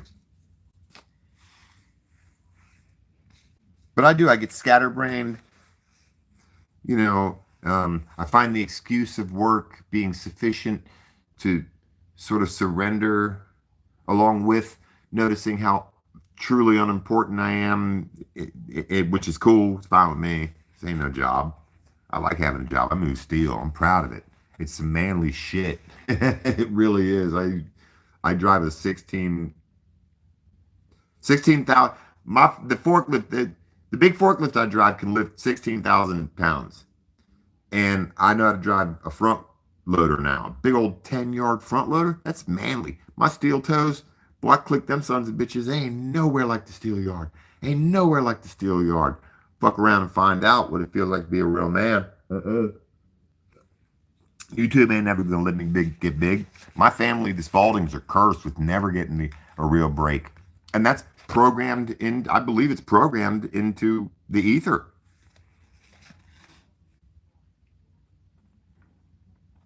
So I know when I feel time getting messed with, I'm pretty sure. And I have noticed over the last week that I get the forwards backwards. It's only happened twice. Now the other day, it was last Sunday. I'm outside. It was sunny too. It was beautiful. Because I like to sit outside watching me some YouTube, just, you know, went to a meeting with my sponsor because he was back in town, you know, and I come inside to lay down and take a nap because my back hurts. And you know, you people who suffer with aches and pains, that when you lay down, you ain't just laying down, you're laying down. And I fell into the dream world. And all of a sudden, I was back outside looking in the window because I can see my bedroom and being able to see through the wall like Superman, you know, vision. And I saw my bed and I thought, boy, it's going to be so nice to go lay in there and rest my back. And then all of a sudden, I came back, like I didn't wake up, but I realized that I was laying in my bed and that the fulfillment of that desire had already occurred. And I thought in a microsecond how foolish it was to be entertaining the thought of it being special, being unique, that I was experiencing two places at once, and then an awareness that the in between was an unknown, like sneezing. When you're about to sneeze and then you don't, it's like and you're mad because you wanted to sneeze. You all know it. Don't fuck around like you didn't want to sneeze. And it's a tease. It was like that. There's this slight discomfort being in those two places at once. But there's two dimensions blending right now. I'm pretty sure it happened at work the other day too. I'm locking this. I'm there first thing in the morning. It's 8:00 a.m.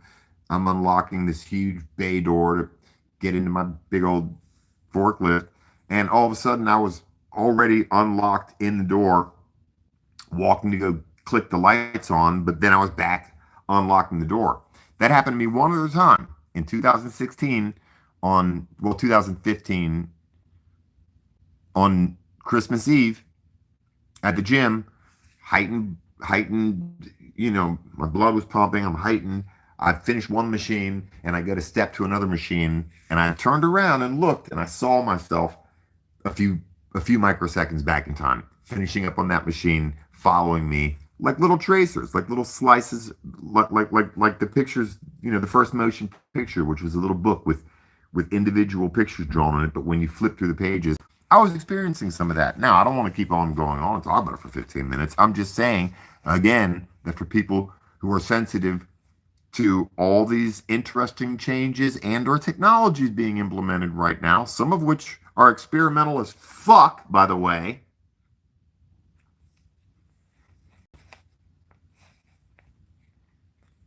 and that there may be some kind of a manipulation of the space-time continuum, along with some of the other symptoms that we were talking about. Hold on real quick.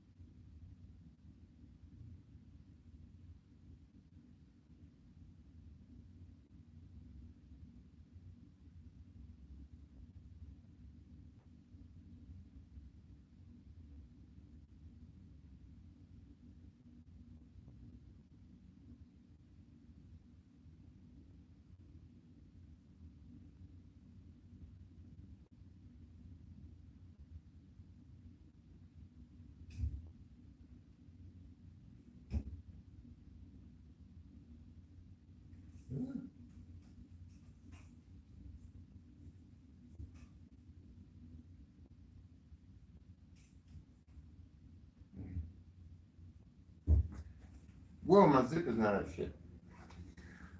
I just had to go to the bathroom. There's this huge spider. And instead of killing it and crushing it, I took it outside real quick. Now, that might sound completely unimportant and off topic, but is it really?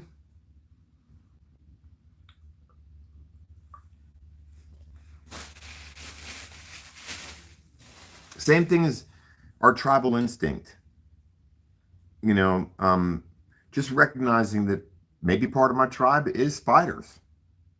Instead of just killing something outright, because it might take me 10 more seconds to get back to my own important little video, which is I mean, I like being really transparent about that kind of stuff. I'm not talking about the human instinct and all that tribal instinct. I'm just talking about me, myself, and I want, don't care how, I want it now. Bump, you spider. I need to get back to my id and my, whatever. I'm able to slow the universe down enough to care about life more.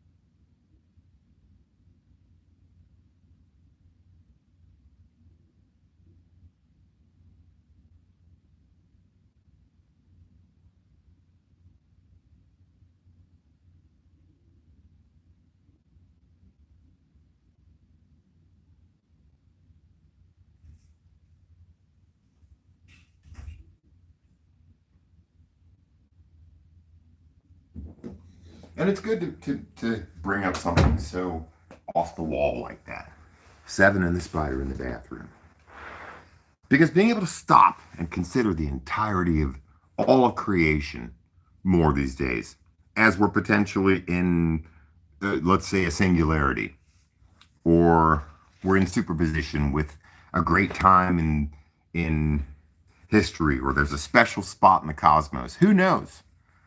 But I noticed that slowing down and considering the spider versus the splendor, noticing the distinction, not necessarily between good and bad or right and wrong or life and death, the choice of that over that spider, or anything so splendiferous as just recognizing that that's a timeline of the life of that brown spider of some kind. And it continues. And who knows? It might think about something, 50,000 times its size. It didn't like that. I know it didn't like the light in there. I know it didn't. It was scared.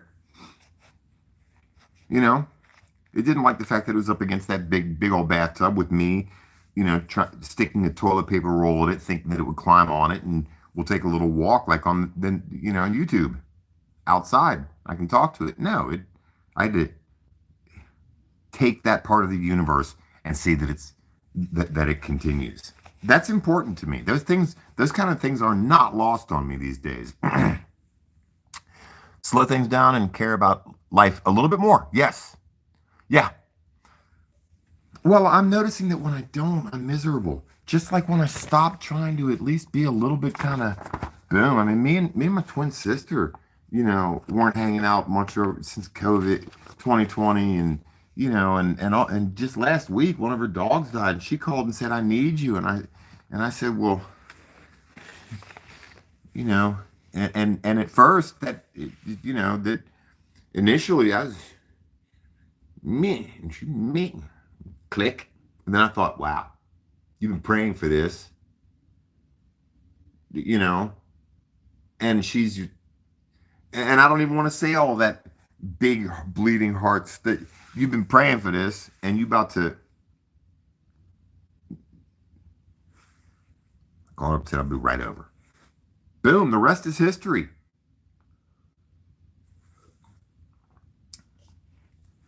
And I'm realizing that.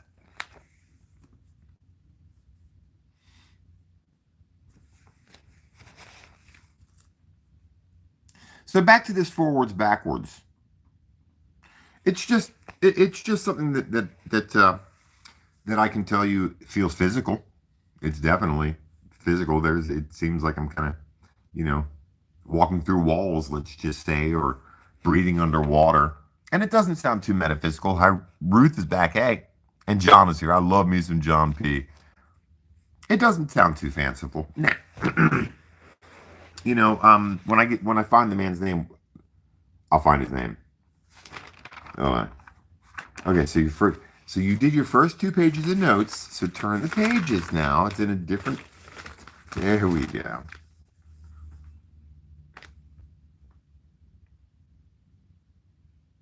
Hold on. Wait. Okay, it's the other notebook. I mean, I'll be doing that. I'll be changing notebooks. Just trying to find something to write on. So let's talk about the data centers, shall we? Because here we are, in my opinion, one of the greatest conundrums, 20th Century Fox. You're so pretty, by the way, if anybody hasn't told you today. This comes from the Axios report. Over 300 data centers. Texas, Kansas, and Virginia right now, and Georgia and Pennsylvania real bad. New Albany, Ohio, a massive metadata complex. And there's one by Google as well. You can look up a website called opengridworks.com and view the data centers as they're coming up.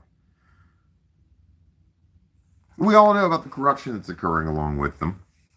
There's channels now where people are just putting a microphone up in the middle of the night and recording the sound of a data center half a fucking mile away.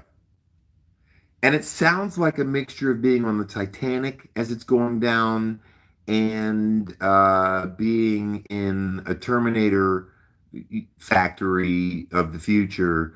It sounds like being in like kind of a purgatory of just awful, heartless machinery. And the scheme, the last 30 years. Here, let's all have a big communal, I feel bad for the CEOs now, for a second. Because imagine all the legislation and taxation and all the EPA being up big industry's butt here in America to cut down on emissions and stuff. And all of a sudden, here we go, blip. The mad, gluttonous, free-for-all, mad dash to build these data centers, which, by the way, within the next 5 to 10 years are going to be completely obsolete. Think about that shit, right? Think about that, folks, because the machinery of the machinery of this world and the people who run it, they like wasting money. They like tearing shit down. They do. All this talk from the administration and the media about this disclosure stuff, folks, I'm sorry to say, because I've deliberated over whether to say this or not, I am very cynical. 10 years ago, if you'd have said Seven, the movie V and They Live is real, I'd have said you are crazy. But something here wants all of this, and building a bunch of data centers when the AI that's already here and probably has been here forever. Pretty certain it has.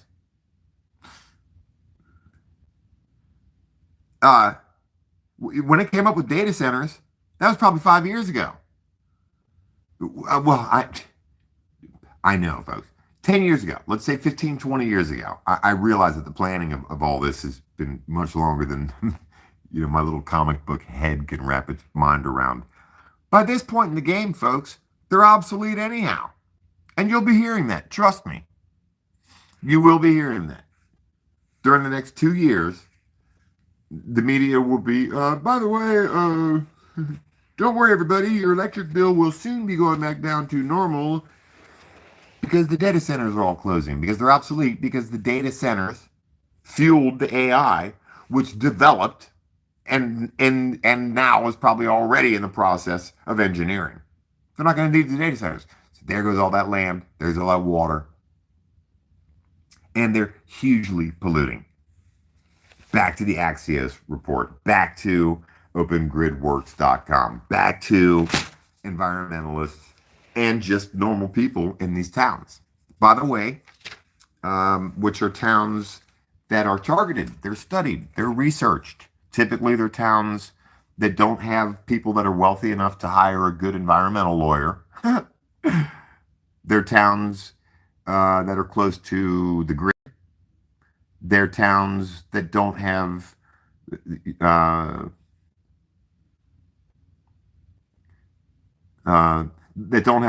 much of a voice. Like New Albany, Ohio, massive Google data center. Meta complexes as big as Manhattan. In Utah, there's a 40,000 acre data center being constructed. It's a military installation, by the way. And pollution in the area will increase 50% immediately once this place is operational. And by the way, there's 24/7 noise and light pollution. In one of these towns with a data center, the entire town is lit up 24/7. The noise is constant, and the wildlife is suffering because and I mean, it's not, it's the outlying wooded areas and as well. It's an entire, swath of land where nocturnal animals can't hunt because the cloak of darkness is removed. So it's incredible, and especially the sound. And the CO2 emissions, every data center requires at least 5 million gallons of fresh water a day from the water table, which is exhaustible. Aquifers keep running. The water table is a finite amount of water, and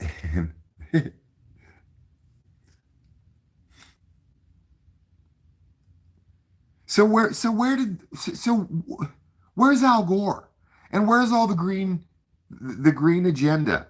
And why, before all of this, interestingly, for the last 30 years, why has corporate America, again, maybe not necessarily the Ewoks or something, but jobs, stability, the American dream that was exported along with the businesses and the jobs.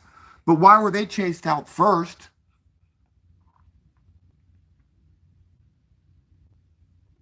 And you're going to turn around and do the exact opposite of that green agenda of the last 30 years with this.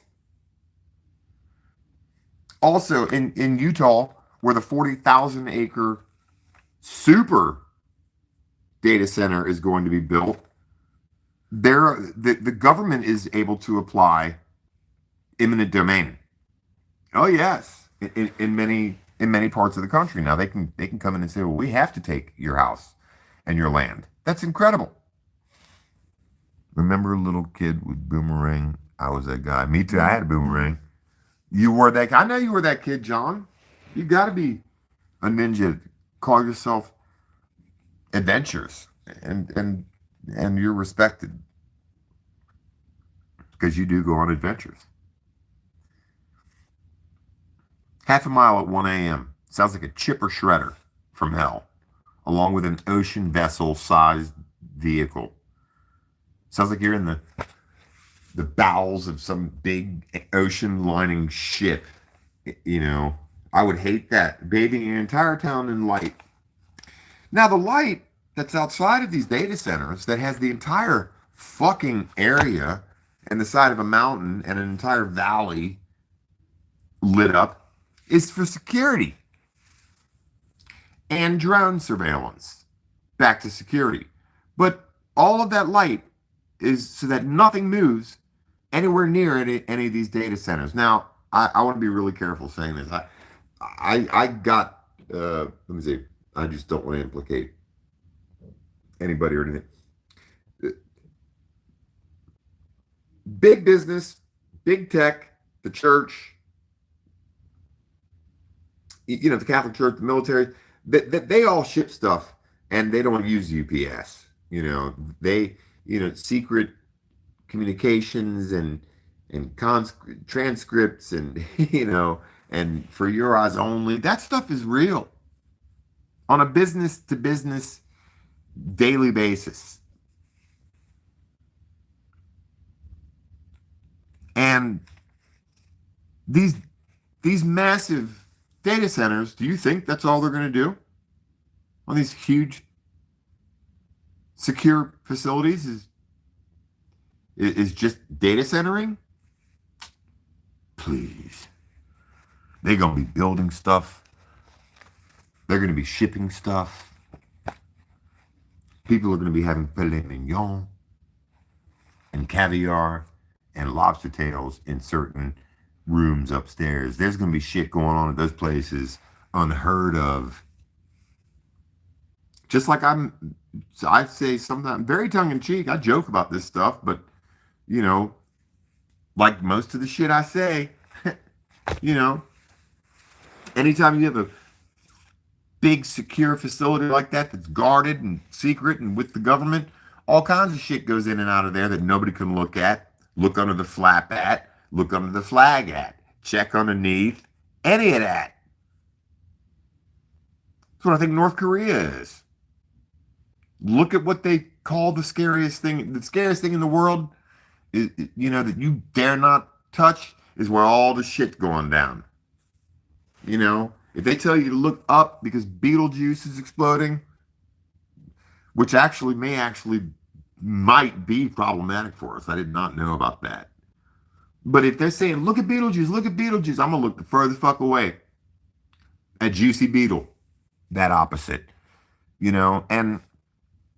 And these big, one big old 40,000 or 50,000 square foot, the size of Manhattan, and it'll be, and they make these promises. Yes, the promise of jobs, yes, to build the data centers. But after that, it'll take 40 people to run the son of a bitch. But the security will be, will be tight, and they'll be lit up because there's going to be stuff going on in these data centers, aside from shady, dirty deeds done dirt cheap. There's going to be stuff birthed in there and highly secure activities going on. So that's why they're going to be so lit up. I mean, for instance, I've stopped watching anything that I see. The James Webb is discovered terrifying. I'm like, so what? It's probably fucking 95 million light years away. And we probably won't even be around to see it the way the human race is going. NASA discovers deep hidden. I'm like, so fucking what, man? Deep hidden, who cares? Whatever, because it's, they're probably finding out, something for the military, because that's what NASA works for. Big fear ass, AI is here and it's going to track us and analyze us. Who cares? So what? If they want to track and analyze me so that they can figure out that I need to go to Target to find a really cool night light that shows the universe from the ceiling. And it has white noise that doesn't sound repetitive. So what if they can figure out where I go to work?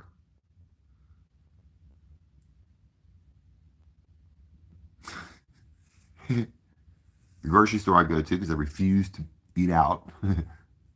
Unless it's with one of you guys. Or my sponsor. What, how I shop online? My name, Ernie. And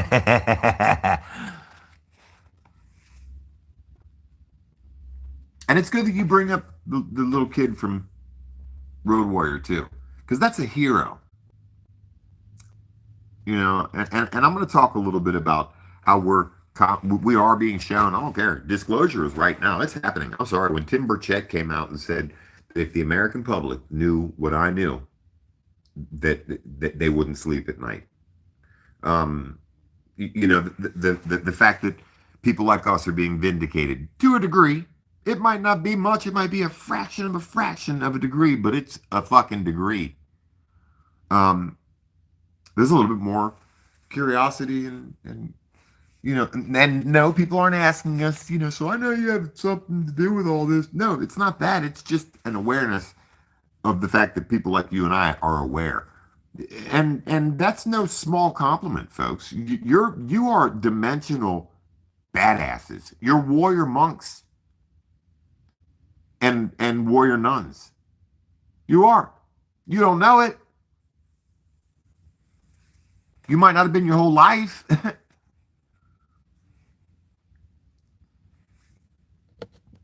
but you see different.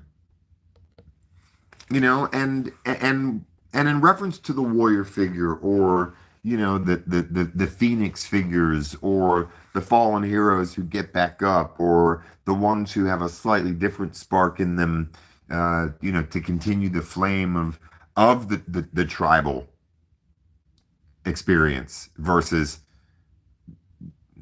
the just immediate self-preservation, but to be willing to give. I'll tell you what, I got home from work Friday night and I didn't even get in here to get my coffee and just sit down and do a little bit of research and have a monster and have a smoke and just chill. Some of these dudes, because I live in a men's group home, it's just kind of like an Airbnb for a bunch of man brats. And some dude was like, man, I haven't eaten all day, Sutton. Can you go to the store for me? Or, I was like, I was so put out. And then I thought about it. I was like, you selfish asshole. Dude is in a wheelchair. He's got one leg. He must be in a rough spot in life, just like all you dudes in this house. You judgmental asshole. Go get him some food. And then another dude wanted something. I'm like, shut up, man. Finally got back. Didn't even shave. Took a quick shower. Went and met my sponsor for dinner. Went to a meeting. And one of my housemates was at the meeting. He's over. He's like, oh, man, you can give me a ride back. He's in albino. He's cool, too. I'm like, yeah, I'll give you a ride back. Can we stop by the grocery store? I'm like, oh. And all three times I thought, asshole. Like in,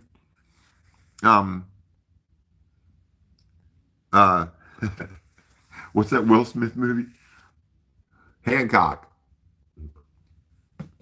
Call me an asshole one more time. Call me crazy one more time. Earthly Patriot just posted a video. Yeah, she is one of the best.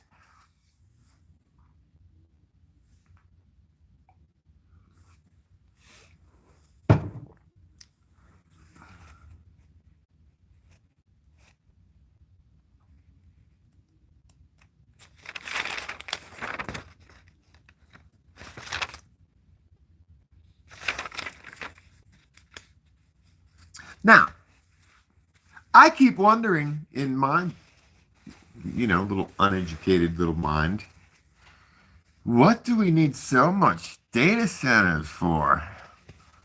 I mean, I'm real simple, very organic. I read The Lord of the Rings way too much. I've memorized this book. And I'm a landscaper, so I've spent most of my adult life outside, playing in the fucking dirt. That is not a coincidence, I believe. Under the sun. The old yellow sun. Under the yellow sun, when even on the hottest of days, once it hit 2 or 3 o'clock, much less 4 the fuck, 5 o'clock, 7 o'clock, motherfucker, bullshit lies. When it started to western, it got cooler. So my summer's so badass. Hot summer, 90-some degree day, whatever, 100, whatever. But by 2 or 3 o'clock, we're out there laying, doing pavers or something, or stone work, baking under the sun. But by 2 or 3 o'clock, it starts to cool off. By 3 or 4, you're really enjoying it. It's Friday, you're about to get off. 5 or 6, you go home, shower real quick, or just go ahead and swoop in, get your friends, everybody meets to hang out at the pool.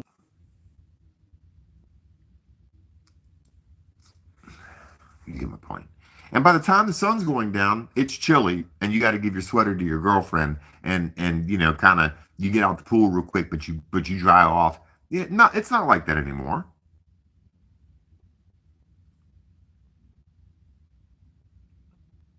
Wow, man, my little channel. Woe is me, but I'm not the only one. It's not like that. The sun now is baking deadly hot until it goes down. I mean, I'll never forget 2023, I think it was, and 24, and I know it's going to happen this year. There are nights now in Cincinnati, per the humidity, where it's 92 degrees at midnight, 2 in the morning. 90 degrees. So, get back to your notes.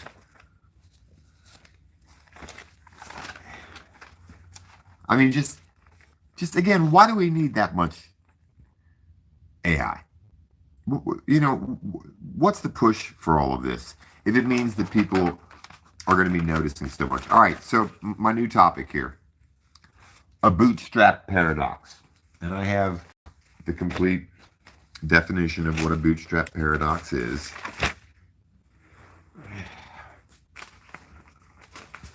Where are my notes? Here they are.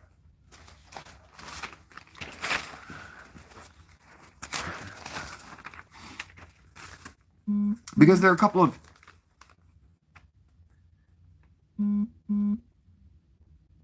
earthly patriots texting me. Oh, that's cool. I feel like a superstar. They're just a couple of things that we all need to keep in the back of our minds. And why?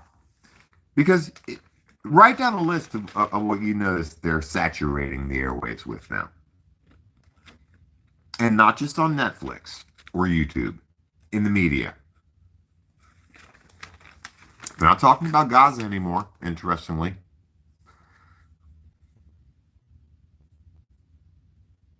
And what's going on there. The continued wars in the Middle East, which are being propagated and perpetuated and seem to be, strung out in perpetuity, meaning going on and on. Why? Space, space, space, quantum, quantum, quantum, black hole, black hole, black hole. Multiple dimensions. And now ultra-terrestrials, disappearing scientists, or scientists who are somehow undergoing tremendous fucking like talk about superheroes and movies, Fast and Furious, fucking Armageddon, underworld ass sci-fi. All of a sudden, Tom Clancy book reality that we're all experiencing, along with murders and deaths and shootings and airplanes, shit falling out of the sky, and it's starting to get a little close to home. And the movies.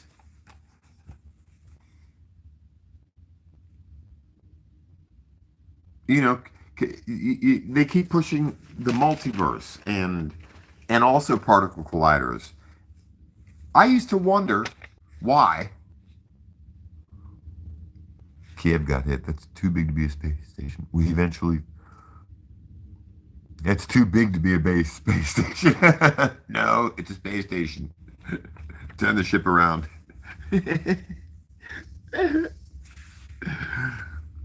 Why?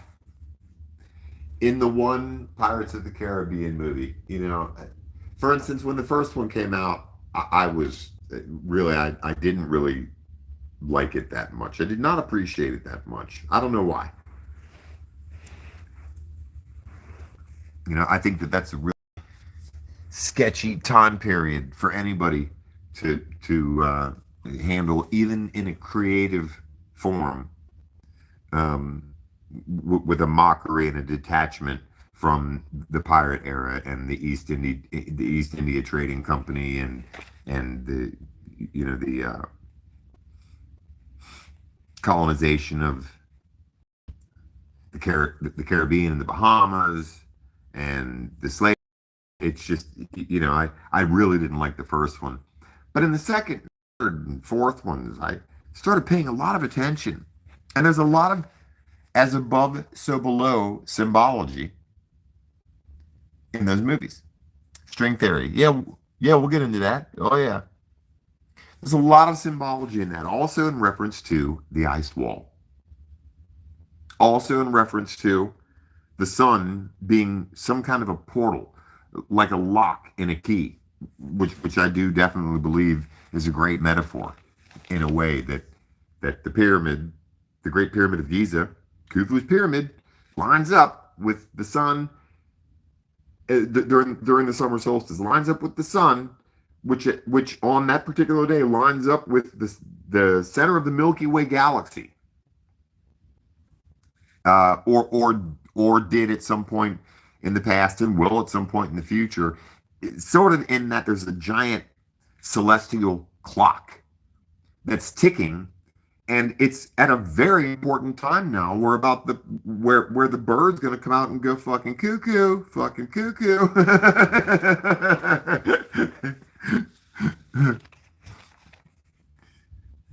Why bootstrap? What was the little hero that um, Orlando Bloom played? What was his name? And his dad's name was Bootstrap Bill. Right. Now, when I viewed that particular one, I thought, what?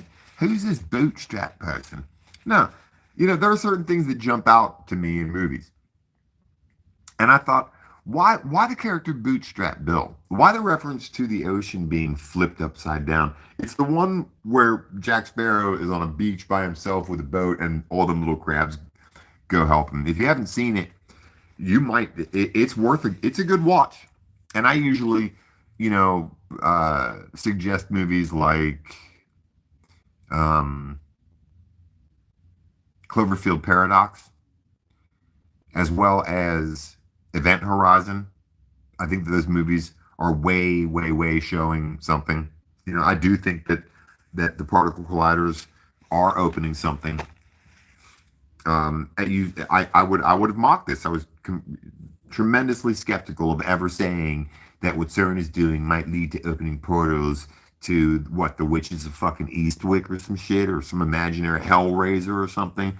But upon a little bit more consideration, as well as dabbling in some quantum string theory and other things, and also the concept of and the very real possibility of blending dimensions, I just think it's more likely to be terrifying if any breakthroughs like that start happening, because we're not ready. I didn't put it in my notes, but something worth saying is that AI is progressing at an exponential, rapid rate that we are not prepared for. We do not know what's happening. We're building it without knowing exactly how it works, what it's eventually going to be capable of, so forth and so on. I practiced saying that earlier. I didn't put it in my notes, and I think something made me not put it in my notes. I'm being controlled. I just made up a brand new thing. It's no longer being targeted or gang stalked. Something I believe is able to fucking remote control, probably Captain Concealment up on the space stations. Something taps in. I don't know. Something programs in. I'm full of enough heavy metals to where I would not put it beyond something somewhere somehow to just be broadbanding a little bit more laziness, a little bit more tiredness, and we're spraying lithium, which is what they give to schizophrenics and psychopaths. They're spraying that shit on us. Why would they stop there? Why wouldn't they be able to broadcast certain things that go into our cerebral cortex or pineal gland or occipital lobe are slightly tweaked, why would it be too far-fetched to believe that people who are experiencing high-pitched ringing, which fluctuates, switches ears, changes tones, goes up in notes and so forth, sometimes is a little symphony of multiple sounds, that we may be hypersensitive to something that's being broadcast, implemented, and applied against the masses? Everything is related if you look deep enough. Well, yeah. So Bootstrap Bill. I knew it at that point when I saw that movie, and I saw it a couple times. That was a really interesting. I mean, some of those straight up deal with as above, so below, and I just, it was pretty obvious to me when all of a sudden out of nowhere comes this, and now I've learned about bootstrap paradoxes. Let me read to you what a bootstrap paradox is. It's an ontological paradox. This is insane. We all need to start getting familiar with concepts like hypersensitive,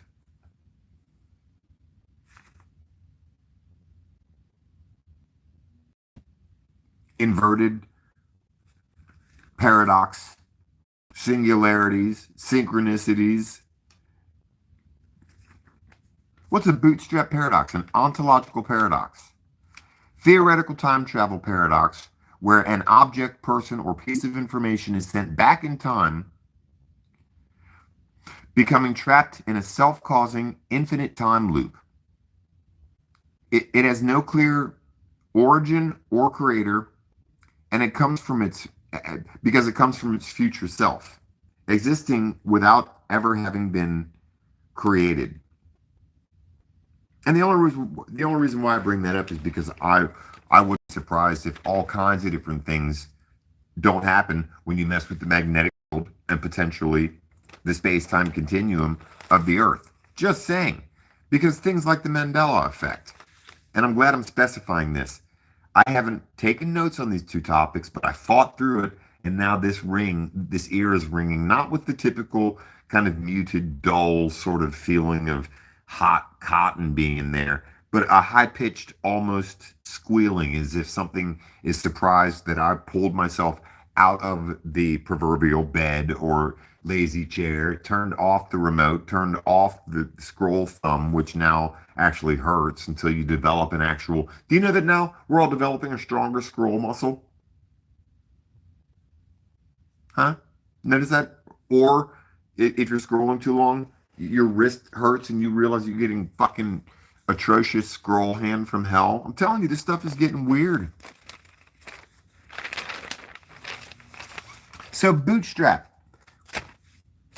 There are certain phrases that are just planted, I believe, in this timeline, and it might be in a movie. It might be in the name of some pansies that you buy over the holiday to plant in your garden. It might be in a suggestion someone makes at church. It might be something that your baby says. It might be something that your dog looks at in the sky. But there are things that stand out, like the black cat in that fucking movie.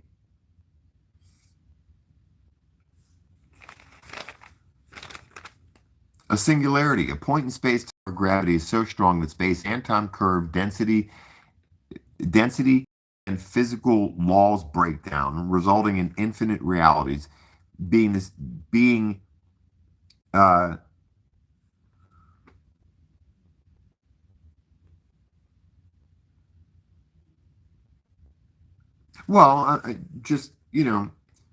a singularity. Because again, I went through. I mean, I didn't write my list, but let's say what are the top 5 you're talking about now, and not necessarily on the news, but just all over the world. UAPs and other beings.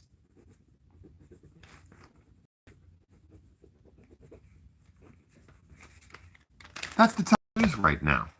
Think about that.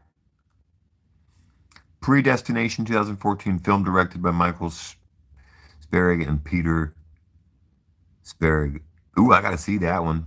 Temporal Agents. Yeah.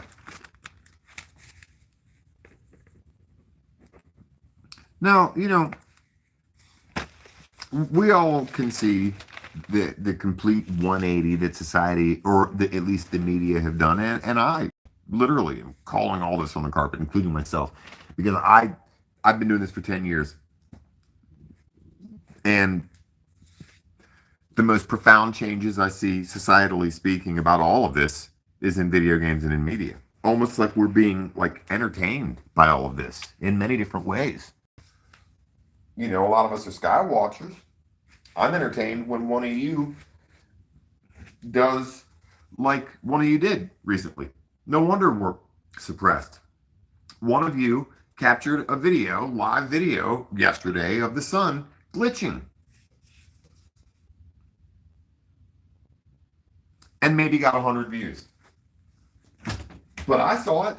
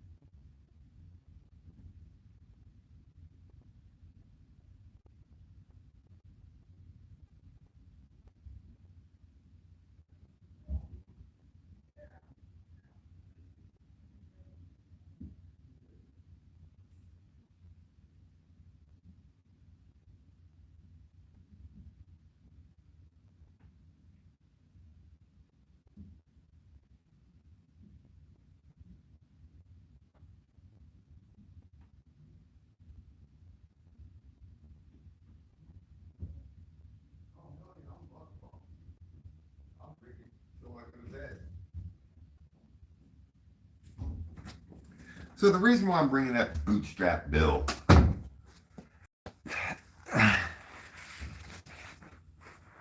media, books, literature, meeting somebody, anything that stands out black cat-esque with me these days, I try to remember.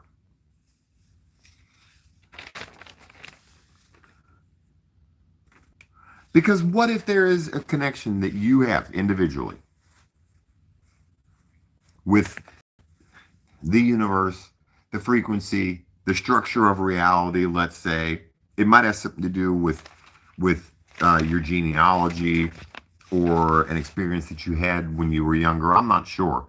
But what if in your way you are a new mutant? What if you are in your way quantum entangled with something bigger and better and more magical than this world that we find ourselves in? What if there is a consciousness out there that isn't necessarily some old white man sitting in a robe on some top of some mountain with some Air Jesus Birkenstocks on, but rather something much more personal to you, something that is cognizant, something that's aware, something that's trying to reach out to us, and that needs you or singles you out or touches you in a way unique to yourself that you're aware of. Because even in a tribal mindset, everyone has a unique war paint. Everyone has a name. Everyone has their place to fit in the hunting party. Everyone has their place to fit in the village. Even the young or the old and the infirm.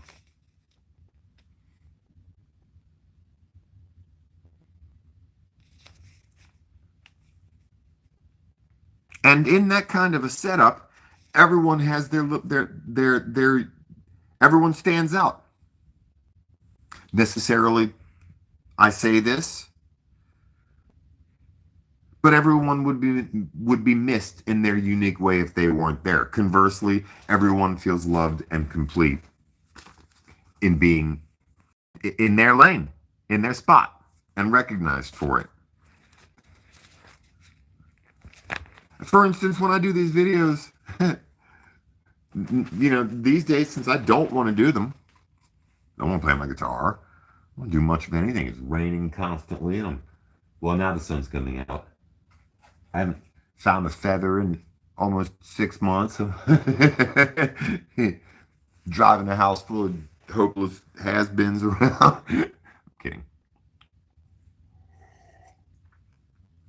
No, but what is a huge motivating, inspirational thought, quite comforting one at that, is you all. Because I can't be the only one getting zapped.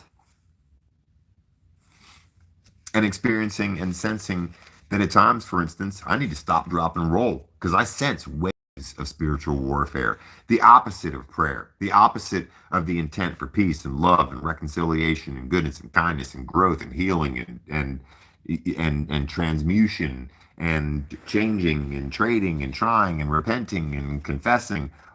There is something completely the opposite. Waves of just a rotten, blood-curdling sense, then followed by something very mechanical and sterile, or vice versa. You take your pick. Is it well? And I think that I'm being a little bit too linguistically liberal right now. The feelings of an evil sense, I've been doing that my whole life.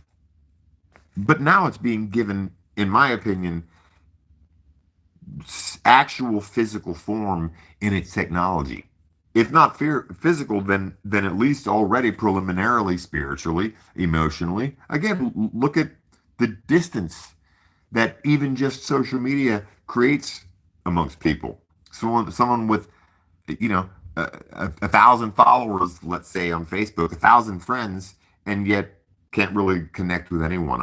I'm a victim of the same thing because it's all happening in my head, and yet it's all being filtered through something that is aware of my head, something that tailor makes, something that customizes what I see. And if they are following our every move, then they might not necessarily care whether I shop at Target or Dollar General. It might be deeper and a more insidious reasoning behind all the clickbait of they're watching us, because I don't care. They know where I go. Let's say a 15-mile radius to and from work and a bunch of meetings.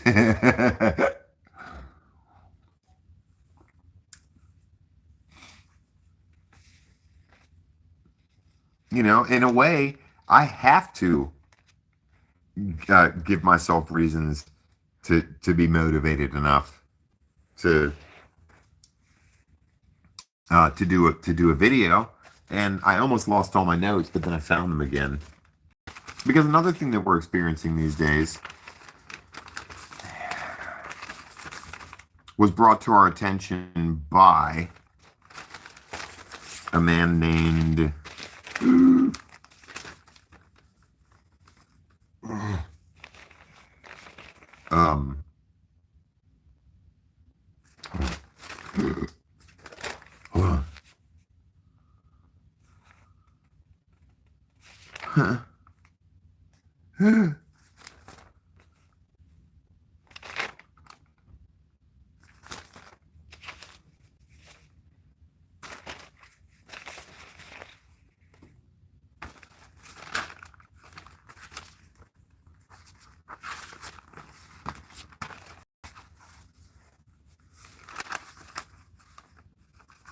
oh, come on, Seven. Oh, come on, man. Man, I can do this.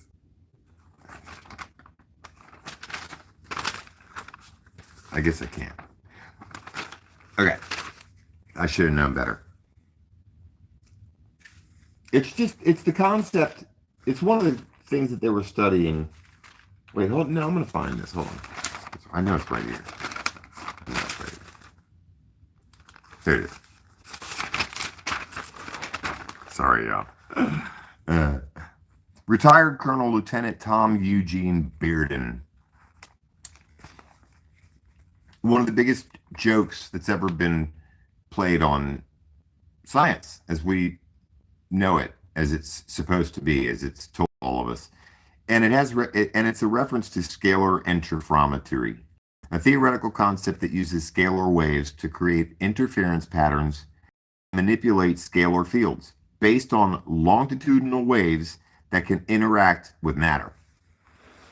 And that isn't rocket science, not rocket surgery or brain science. It's simple that when you put frequencies, modes, tones, again, back to music and see what I'm saying? How it's all so based in, so much of this is based in patterns, waves, fields, energies basically being directed through things. Longitudinal waves that can interact with matter. Reduces inflammation, it promotes relaxation, reduces stress, and it builds emotional resilience. That's why medicine no longer uses tuning forks, because that shit will really heal you. I went to a chiropractor about a month and a half ago, and I haven't been to a chiropractor in 20 years. It's like going to Midas now. They will make your shit worse so that when you leave, it's a little, they change the oil, but all of a sudden there's something ticking and you got to come back. I went to that chiropractor. I think the dude was gay because he took all my information, rolled me over. Like he had a mullet, this big tall blondie with a mullet and a really tight nurse outfit on. I knew better. But he took a big long stick with a rotating ball in the back of it and jammed it into my sciatic nerve. I was like, you're making things worse. You know, it seems like that when it comes to you know, and I was just thinking to myself, how come you just don't heal me with frequency and some electrodes like normal people do? But he was playing with my upper gluteus maximus, my XY, and you know, he wasn't, you know, I was talking about the tuning forks, damn it. But it is though, Midas, the chiropractor. Why even go anymore? By the way, I watched this video about people in America, you know, what used to be the middle class in America, and now people, they just don't. I mentioned it earlier in the video, but I'll mention it again. People are like, I'm in debt. It's either the rent or my student loan payment. It's either food or the doctor bill. People don't care anymore. Come repo it. Repo my kids. Other people, you know, I was $40,000 in debt because my business tanked during 2020. Thank you very much. So I moved to Puerto Rico or Colombia, and my debt didn't follow me because there's no such thing as a credit score in so many other countries. Yeah, people are done. I will never go to another chiropractor again. It cost $175 for him to hurt me more, and I think get his little fucking mullet rocks off. You know, but it all has to do with vibration, frequency, tone. You know, I was expecting him to use frequency like they do, put the electrodes with some ice on it, you know, and then to adjust my back, not roll me over and jab something.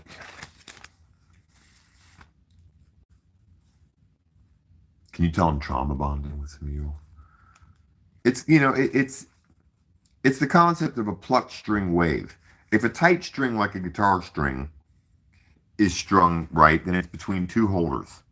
It's in instruments. It's a system of perturbed materials that vibrate, and they have two holders. Every wave of energy has an equal and an opposite wave. So there's the normal wave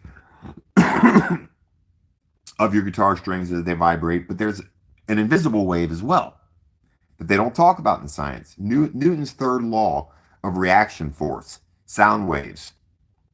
There's an anti-wave thrown into the vacuum. There's an ether, there's an unseen energy, folks, that they don't tell us about, that they act like they can't quantify, that they don't, you know, really tell anybody about. unseen frequencies in sound waves. And what is science? Silence ignores. Science ignores the fact that the silence and the unseen is so loud.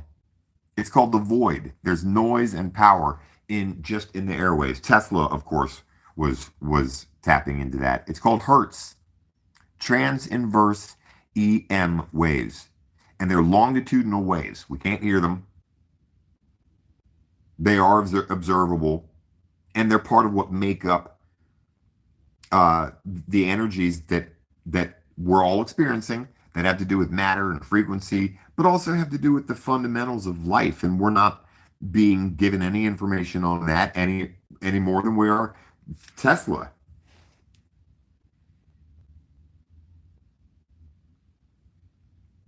It has to do with particle flux science, and it's hugely simple when you think about it.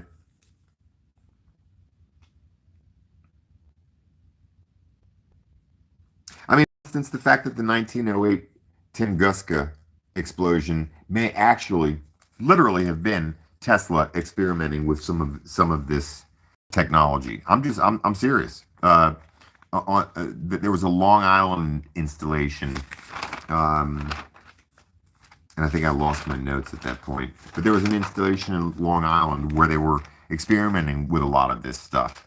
So there are energies that these people are playing with that they're not, that we might be being distracted from right now. I'm not sure. Yeah, jobs. Here Elon is over the last couple of days laughing, which I think is an interesting phenomenon, that a lot of these super elite people laugh when they mention stuff like, if AI isn't allowed to continue at this exponential rate, hardly regulated, by the way. Again, back to the hypocrisy of the entire establishment. Regulated the middle class out of America, regulated big business out of America, big industry, anything. And here these tech giants are at breakneck speed. It creates, a couple of jobs real quickly, and those jobs will be gone too. I tell you what, sometimes I really envy dudes in hard hats with these glow in the dark and suspenders and electric proof gear on, and they're out there working on the data centers.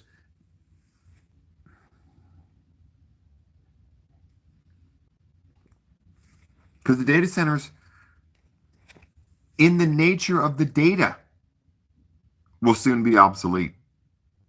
Hi, hoax.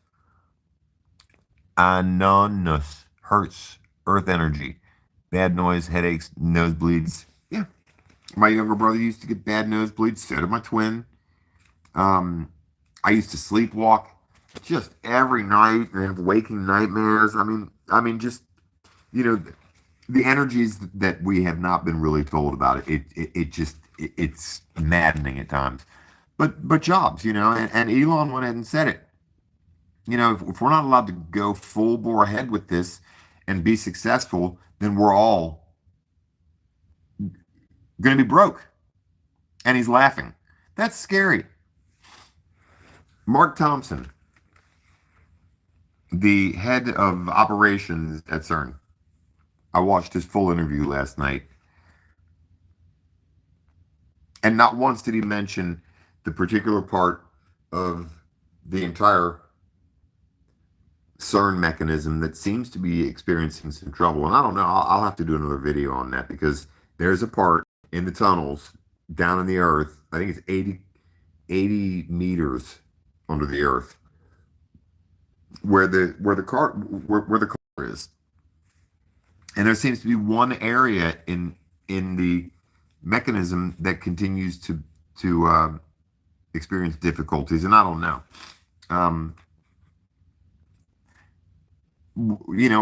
What he's saying is simply that, in 2012 they discovered the Higgs boson. They discovered a few other wonderful particles.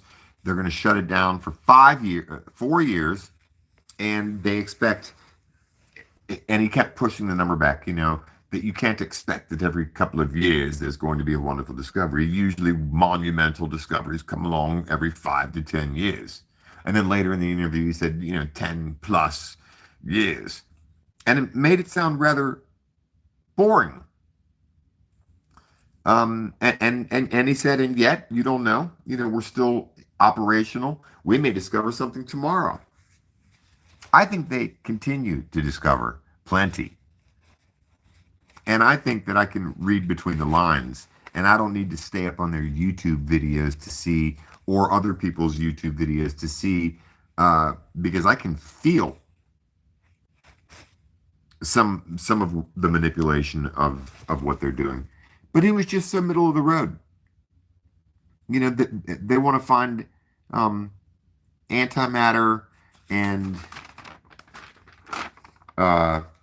anti-neutrons, stuff like that.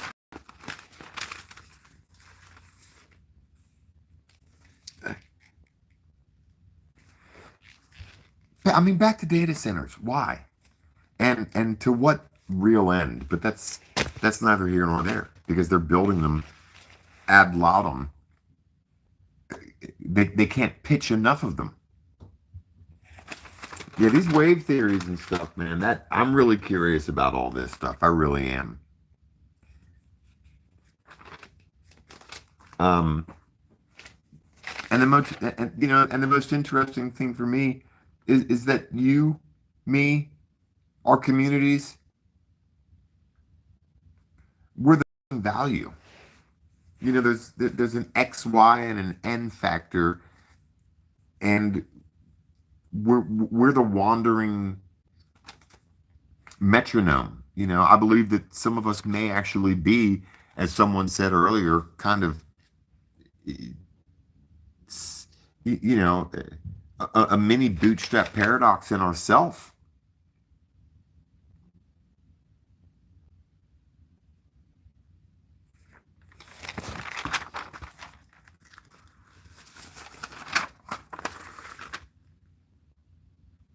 The Simpsons black hole prediction. I mean, what's that about? Again, I myself experience a whole lot of what's called cognitive dissonance, y'all, where I just don't want to believe any of this stuff. If you'd have told me any of this 10 years ago, I would have laughed you out of the woodwork. Of course, robbing myself of the knowledge of certain things, like the fact that Serpent Mound contains the coordinates to the Draco star system. A lot of people don't know that. It's in the geometry and the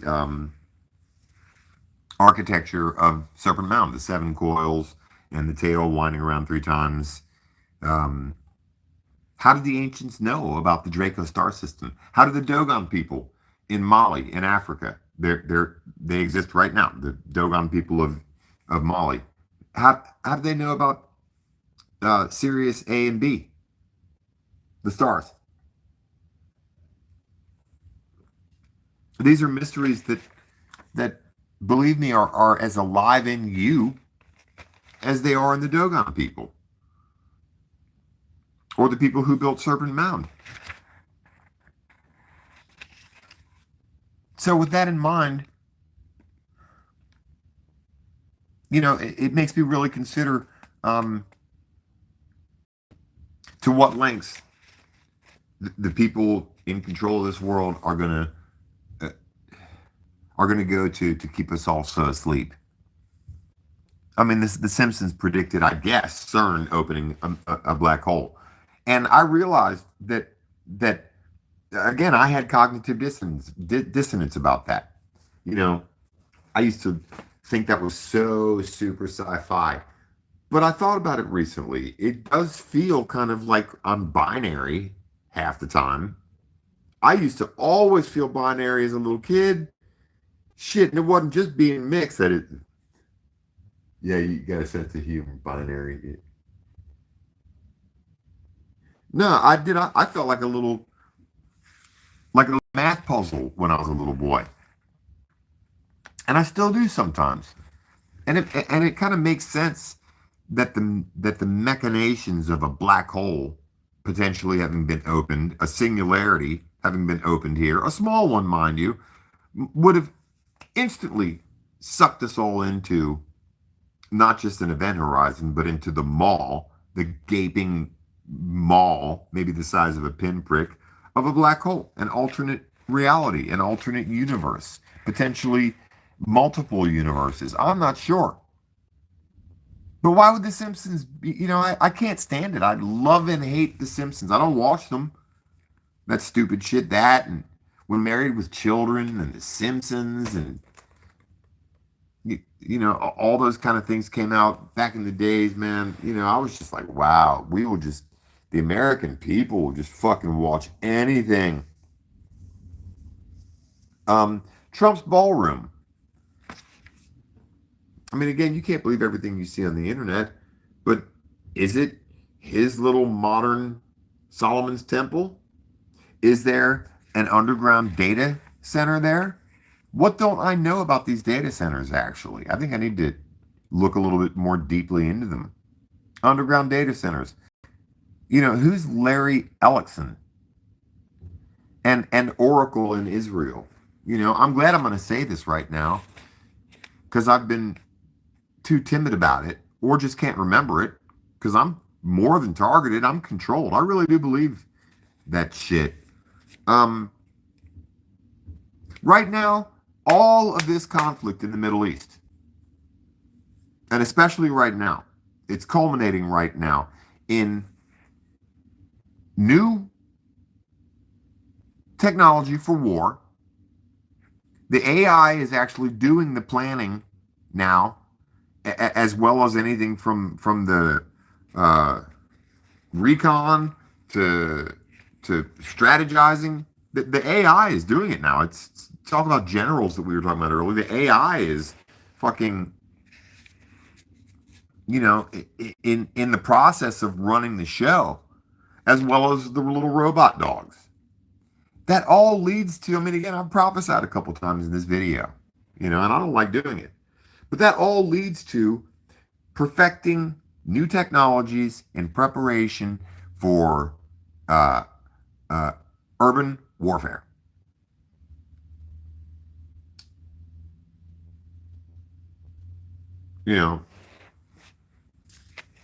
Societal upheaval. And people who don't need riot police anymore, because it's all going to be done remotely by AI. And all the shit's being tested right now against the innocent people in Gaza, or under the pretense of wanting to free people, or fucking oil, for all that matter, in Iran. AI influences war strategy.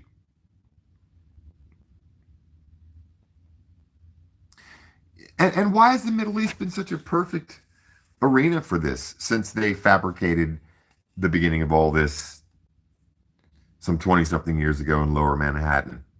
Well, because people are expendable there.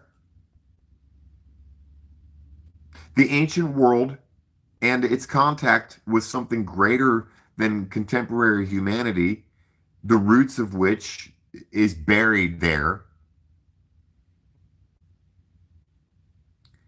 And the other criterion is that there's many similar cities that are large enough to replicate, what domestic or urban kind of warfare will be against any given segment of the populace. Buildings, infrastructure. You want to perfect all that shit. And you got to test it all out. So you got an expendable as fuck part of the world where the Maharaja, that's India, where the sheiks and the oil tycoons and the princes and the kings of all these different, they don't give a fuck about their people. They don't care. I was talking about how shitty the inner cities in America are. At least it's still fucking America. You can get a cold hot dog and a warm beer at the ball game. Watch the jets fly over, not to remind the Chinese that they can come get them, but to remind you to sit your ass there and pay your taxes. The tech center is not helping. No.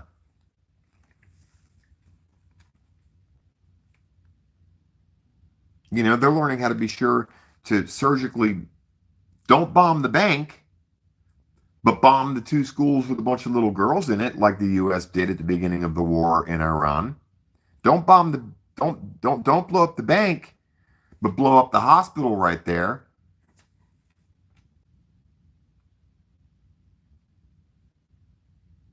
As and think about this as an empath. Think about how I must feel knowing, okay, knowing that there are structural engineers right now who are on contract for the blueprints for the new shopping centers, the new promenades, the new pools, the new hotels, the new office buildings, the new luxury gold shops that will all be in what Trump has referred to as will be the Riviera of the Middle East. So this is all planned.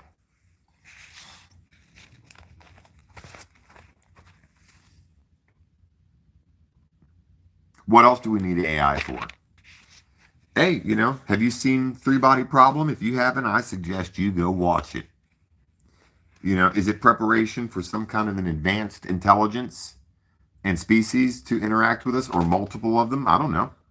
I do know that you can't even think about traveling through space without some kind of perfect intelligence, and that won't even work.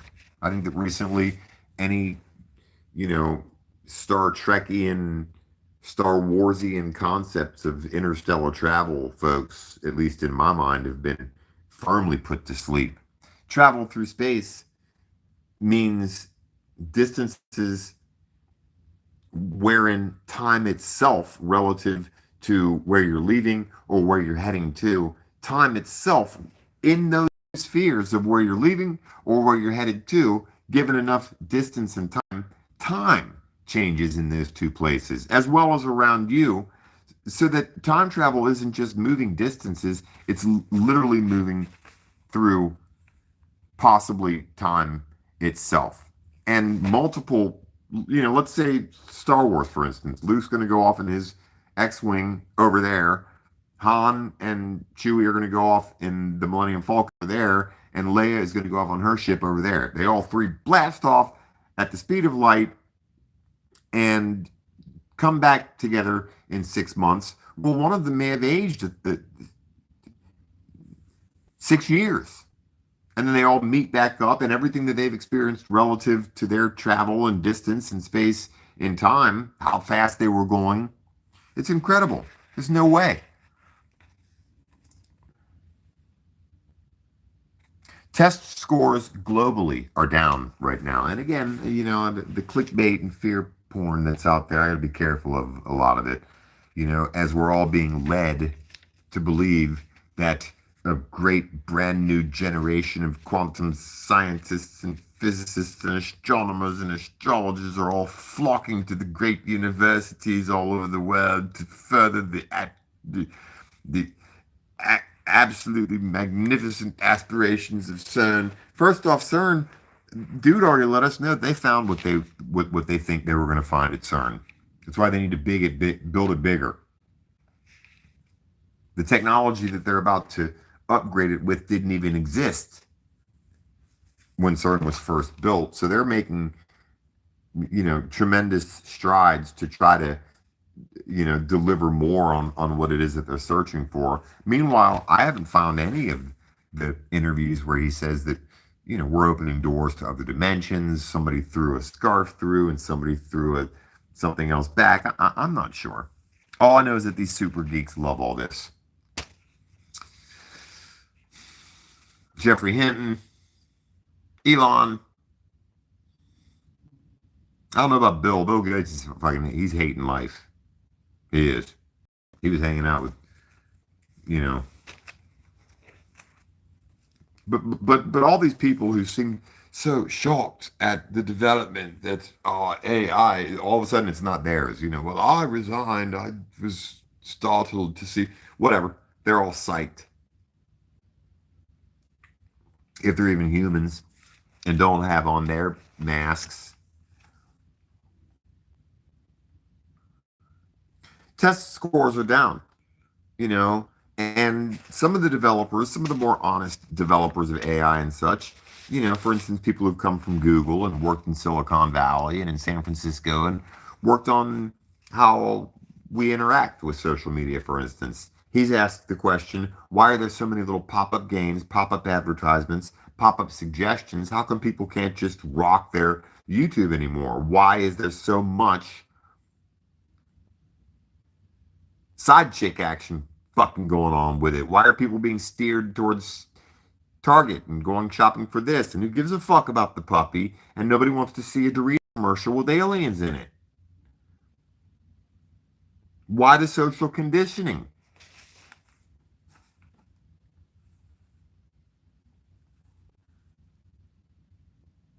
I always talk about the fact that you don't see kids outside playing anymore. And I don't want to sound like an old curmudgeon when I suggest that they're all inside playing video games.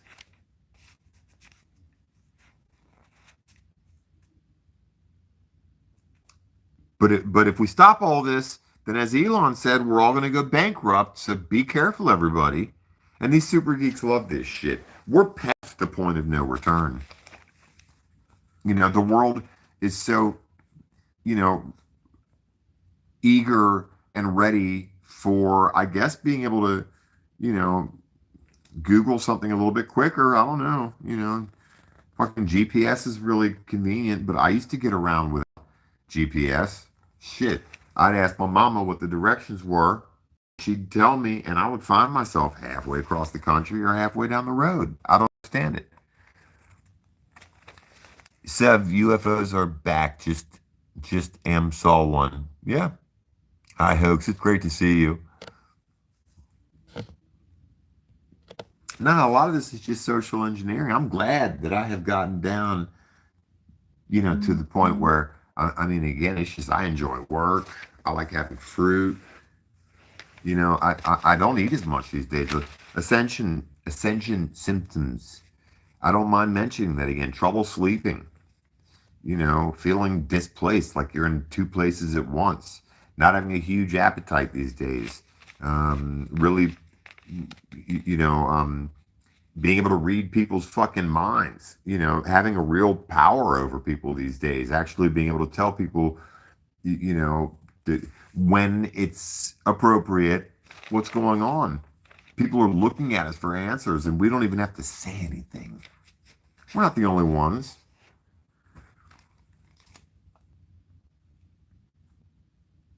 We're leaving our tribal essence as a species, and that's scary.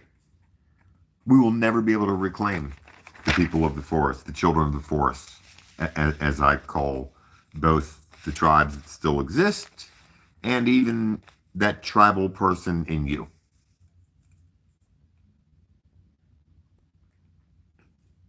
And this is how I maintain faith. Something else unique about me, to be quite honest with you folks, is they're trying to hide the sky.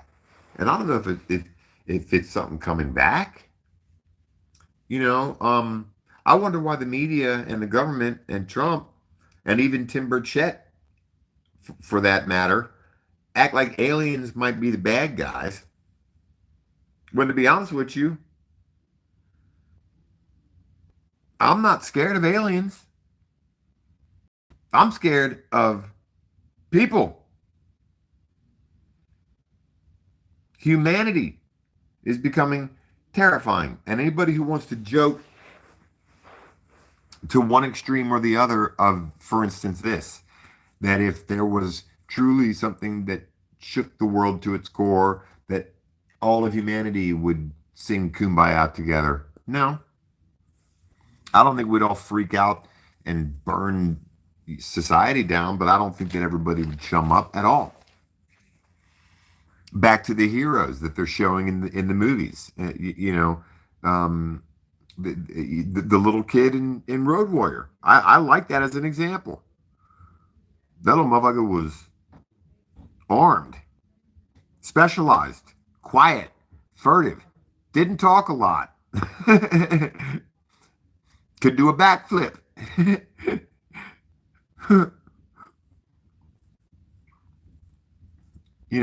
What world is doing right now, and what it is doing is making sure to eviscerate a hero, the good guy. Hi, Eva. Watson. And what I'm learning in all this is you bet your ass you're the good guy and the good girl. You're the hero and the heroine. You really are, for a lot of different reasons. You know, especially to you women. You know, I like to say it. You're maintaining in a world full of toxic masculinity. Hold on a second. You know, to you men, you know, in a world that is, you know, emasculating us, and you've maintained, and you can be just as caregiving and loving and gentle as you can be tough. Some of you know how to change oil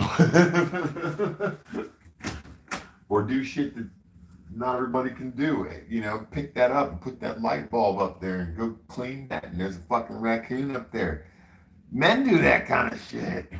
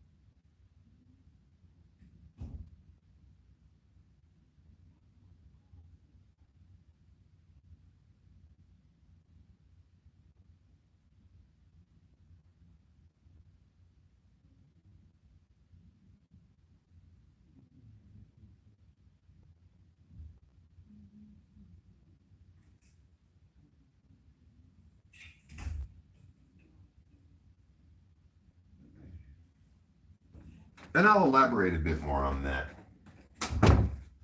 The specialty of you. Because it would be really boring and pretty fucking lonely to think that I'm the only person out there who, you know, who can sense that there's a code or a frequency or vibration. Probably the ancients knew about how to speak to the wind. I don't know. And now here I am, you know, 21st century, so separated from nature, and you know, and I live on the precipice of a living technology that I've been shown my whole life.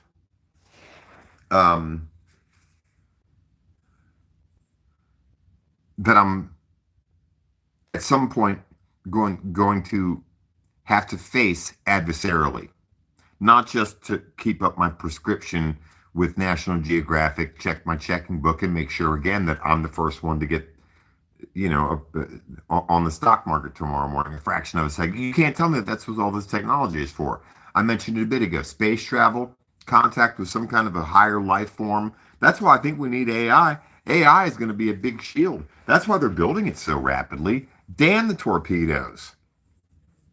And they don't care what the data centers, you know, CERN, AI. I'm going to tell you right now, they're running from something. I've been saying it for years. That's one of the main reasons why they suppress the dog shit out of my channel. They're hiding us from something in a timeline and in space. If not two different things at once. The Kachinas, I call them. That's why the sky turns bright pink and blue a lot of times. It's the twin aspect of the universe. I call them the fucking hound dogs. That's how the Hopi sort of describe them. The Kachinas are sniffing us out for the elementals, for the galactics. And believe me, I'm talking like this free-spirited. Notice that I'm kind of going Bob Ross on that ass. The canvas is mine. My voice is my paintbrush and my palette. And when I let my spirit out like this, I know that sometimes I'm channeling or being a conduit for things way out of my pay grade, but I'm closer to the mark than sitting here trying to keep up with what, you know, the government is doing right now. Ugh, I feel like puking. That's so boring. And a lot of times when I talk about these kind of concepts, I do get sick to my stomach. I get time sick, I call it.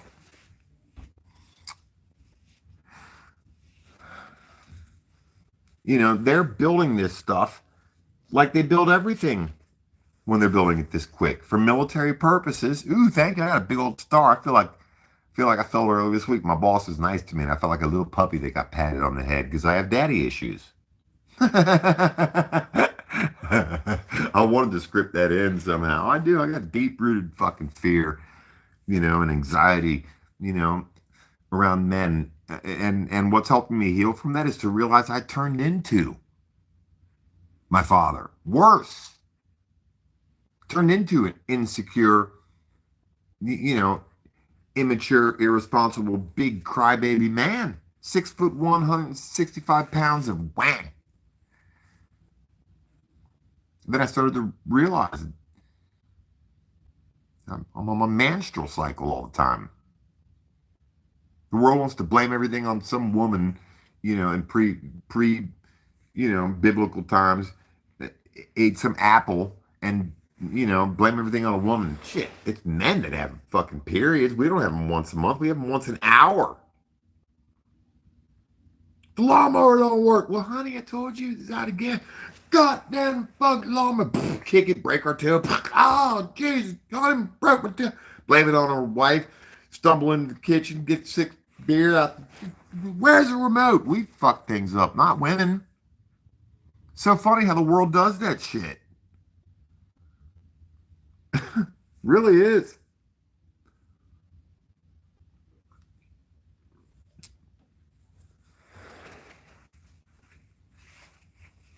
I noticed it with my twin sister last week. She invited me over. Maybe I think about it, click. I was like, man, you better get your ass over to your sister. Went over and hung out one night. Went back the next Saturday to go look at puppies and stuff. And she got in the car. We started driving downtown to go to the dog shelter. And I said something snarky. So then she said something snarky back. And I was like, I'm offended. And she's like, wow, you need to grow up. And I'm like, I thought about it. I'm like, you're right. I was like, I just said something snarky. She's like, yeah, you didn't. And I was like, you said something snarky back. I want to turn into a 53-year-old, 4-year-old, didn't she? Said, yeah. And I was like, I'm glad I noticed this. I'm trying. She said, good. Now let's go have fun. We had so much fun because I'm noticing my toxic masculinity. It wanted to kill that spider an hour ago. What the fuck? I sense these little waves. And it makes sense. People who actually watch me for a little bit realize, damn, he is kind of all over the place. But it makes sense that there's just something in the simple frequencies of life that this man can sense. And part of it is, again, to recognize that I am either on the verge of losing my tribal essence. And these things, what do I want to do? Community. I'm sick of my community. No, I'm not. My family. Bug me. No, they don't. And the individual, I realize, well, until I can be at peace with these two concepts, then there will never be the individual because I'll be void.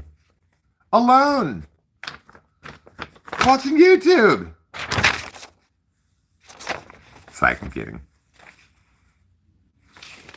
I could go on and on, folks. You know me when I get like this. When I just, you know, it was seeing the man with the mask on, and knowing, you know, because we're having fun with it. The one person, you know, it was just light and stuff. Even if there hadn't been something wrong with his mask, I still wouldn't watch the guy. I don't watch these people who look soulless. And maybe he's the nicest guy in the world. And again, this is a good video to be expressing the fact that now, more than ever before, you know, you can't believe everything you see. You know, it's just that something looked off.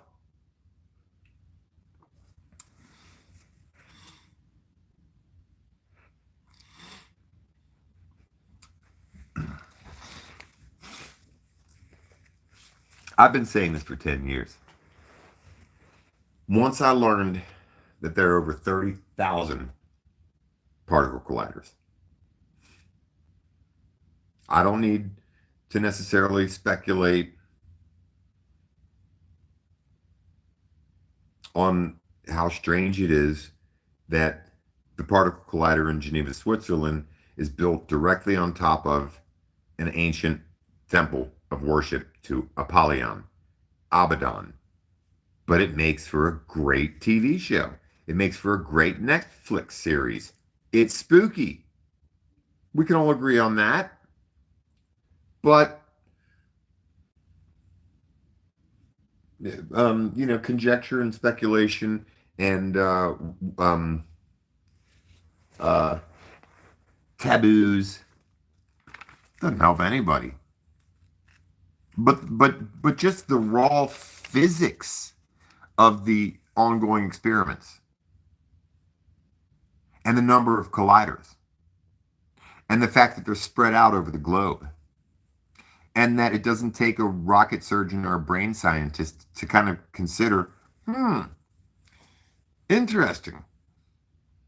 If CERN in Geneva, Switzerland, if the LHC is shut down, they still have 30,000 other ones. And folks, I started to kind of piece together the fact that time fell off. You know, there's the ever so personal, if not increasingly present and prevalent sense of the Mandela effect, which I think is another indicator of at least two dimensions blending right now. For instance, Mickey Mouse's suspenders did not exist, supposedly. I mean, I remember him stretching them out, the buttons, and apparently on record, Mickey Mouse did not have suspenders, as well as Mandela or Darth Vader or so forth and so on. And I remember the Monopoly Man having a monocle. Completely remember that. The general has had a long career sending men into battle, hard knocks life. Oh, thank you, Anonymous. Well, you know, I mean, again, I don't go live anymore. I kind of just want to go to sleep. Have strange, you know, plasmatic action in my chakras. I don't care so much about the physical world anymore. I literally become Indian sitar music at night sometimes. It's strange. But like what? The general has had a long career of sending men into.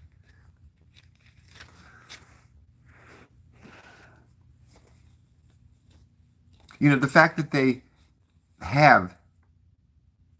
I mean, let's just think of an ice cream machine. Anybody been thinking about cotton candy a lot recently, by the way? It's going to be the new, you know, 7 or 1111, the coincidence, the synchronicities. But let's just say you had 30,000 particular cotton candy machines, all, you know, dispersed, probably evenly. I don't have to know. I talk remote viewing. I don't try to remote view or astral project. It's just common sense shit. You know, but no, I'm kidding. It's not. But you got to figure that the particle colliders, over 30,000 of them, are dispersed in universities, um, industrial sites, military installations. So they're pretty evenly dispersed over the planet. And if they're dispersed at institutes of higher learning, military installations, or big industrial sites, then those are more than likely not going to be close to the ley lines and energy intersecting points on the earth, which is where a lot of old institutions and so forth were built. You kind of get what I'm saying. These particles, they could be popcorn fucking machines. And if you turned enough of them on at the correct time, considering that they're all evenly dispersed, many of them over ley lines at particular times on particular fucking blood moons and whatever other spooky shit. You follow me? And these aren't popcorn machines. They're fucking particle colliders.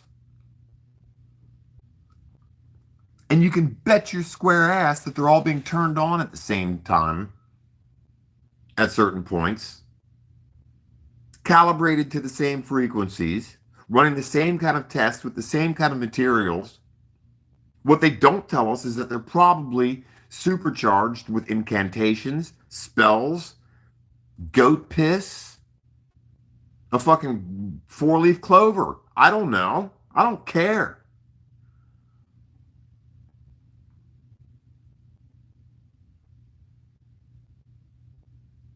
And the big scary videos of huge cyclones and shit over. I'm so sick of AI and taking advantage of all of our curiosity and sensibilities again to make things more extreme than is necessarily good.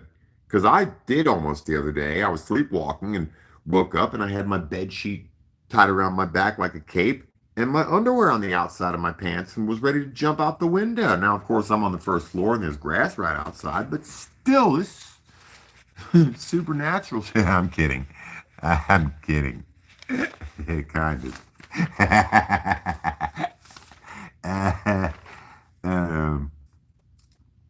Oh, you can bet your ass, people. You think they're not blasting us with shit to play with our hypothalamus and our cerebellum and our brainstem and our pons and our medulla and our limbic system and hippocampus and agdamillum and in the middle?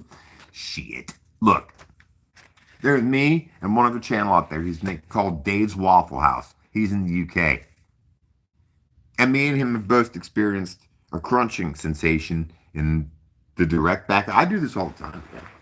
Little fucking cranial test here. That little soft part. Yeah, the part where they, in the Matrix, they shove the fucking thing up in there. Yeah, you think that wasn't on purpose?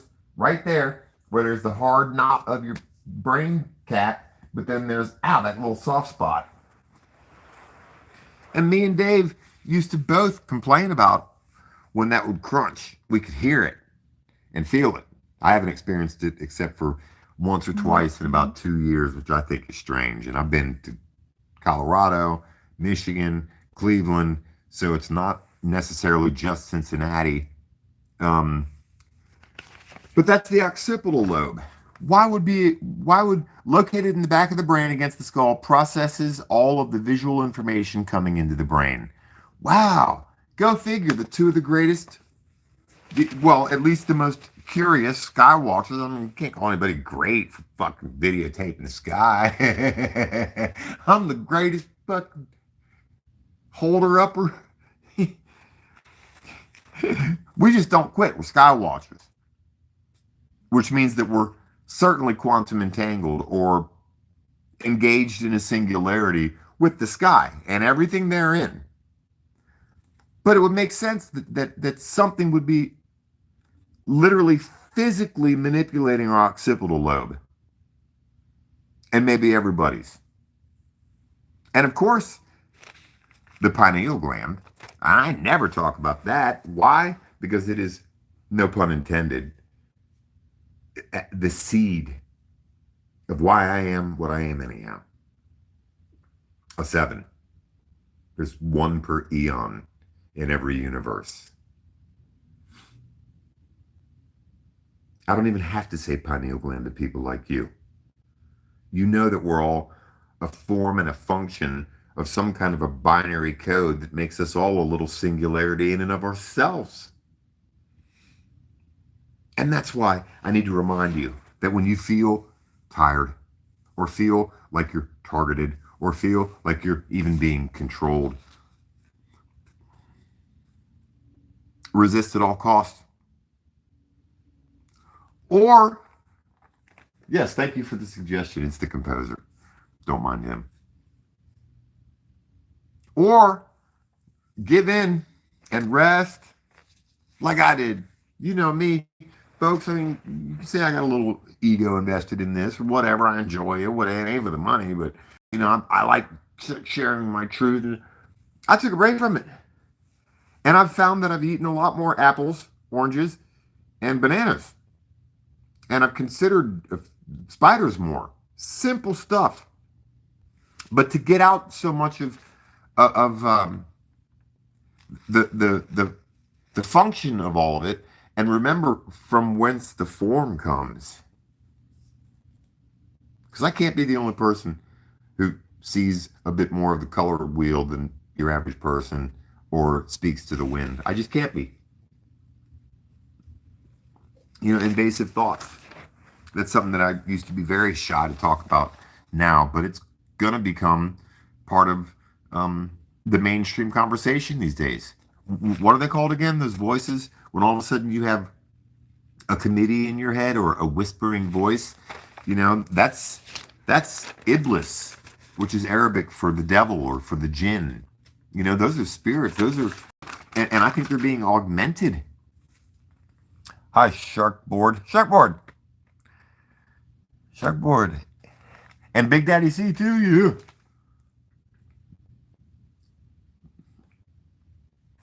So we're going to get into some more of, I mean, again, the mainstream. You know, 10 years ago, what was the mainstream? Because it had already started. You know, what was already on the map by then? Tsunamis, GPSs on all the airplanes all over the planet. Remember that when they had to redo all the GPSs? They're doing that on a regular basis now. You won't hear about it a lot any more than you hear about Gaza much anymore. Hold on, I'll be right back.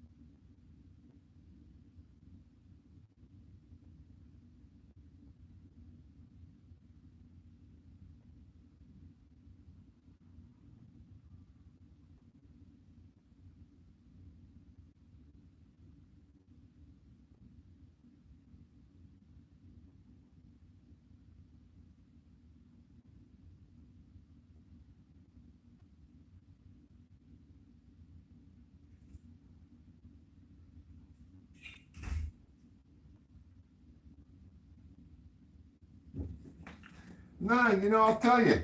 I'm pretty sure they're hiding us from something. Wait, hold on, my monster.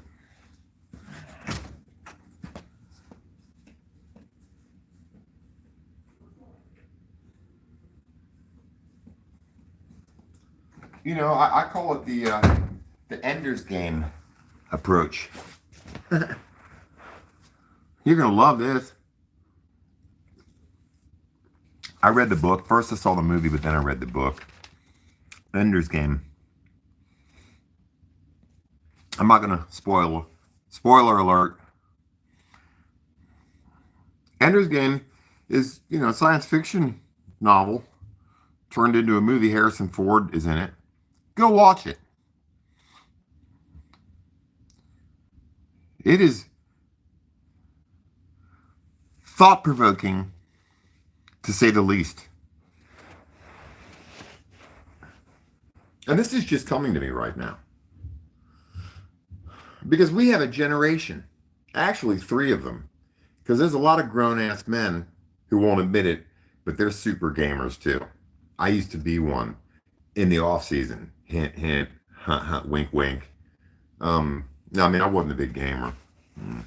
But you've got a couple generations of men who specialize in killing shit online with special ops and,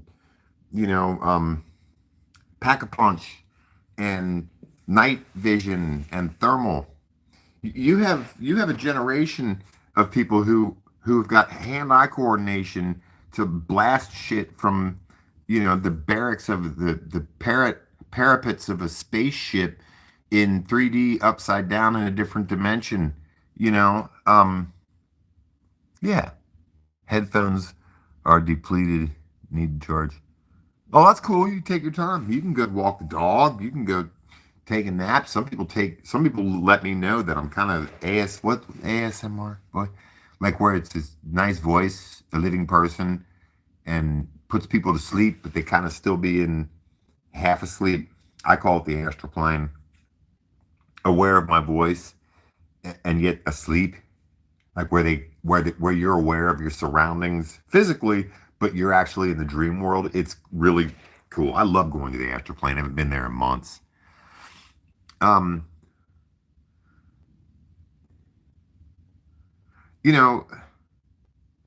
AI, an entire civilization that is expected to become dependent upon an artificial intelligence. At any moment now, of course, I'm supposed to have one in my pocket, and I'm the least technically advanced person on the planet.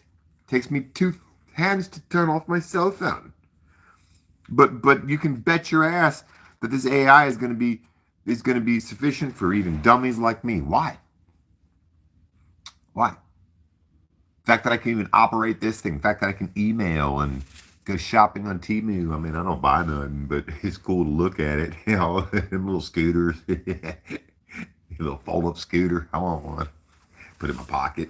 Get out. My imagination too much. It's probably why I'm able to skirt and skeet around all this fake subliminal shit. No, but the advent of this technology. Why? Are we being weaponized without our even knowing it? Are we all a bunch of little ticking time bombs? And more on point, all fun and jokes aside, is there this preparation now for something otherworldly? I've joked before that all of the militaries of the world are actually, they have the war games and stuff. By the way, the war apparatus of the world, folks, is the leading contributor to 80% of the fossil fuel emissions that are in the world right now. Not your car or your truck or your tractor, not your fire that you put on the back 40, the big burn pile. No, it's war games. It's crazy. It is. Just go watch Battleship. How stupid all this is. Pacific Rim. All the militaries of the world are actually training for. No, folks. No, they're not. No. It's been made pretty clear by Tim Burchett and all the whistleblowers, and you and I and everybody else knows that our technology, including our armaments and missiles and tech, it is all like sticks and stones compared to either what they do have and won't let us know, or what they're letting us know there's another presence, let's just say here now, another presence that, whose technology just, like Tim Burchett said, he's not worried that, an alien or ultra terrestrial or extraterrestrial species would wipe us out. They would have a long time ago. They're studying us. We could be them. They are we, are they there. And the Nibi movie is still going. You just got out of a space movie and the Nibi movie. Well, I sort of, it's an interesting sort of life. Because this is like being in a sci-fi novel coming to life right now. Lily, you just butt dialed me. That was funny though. That's all right.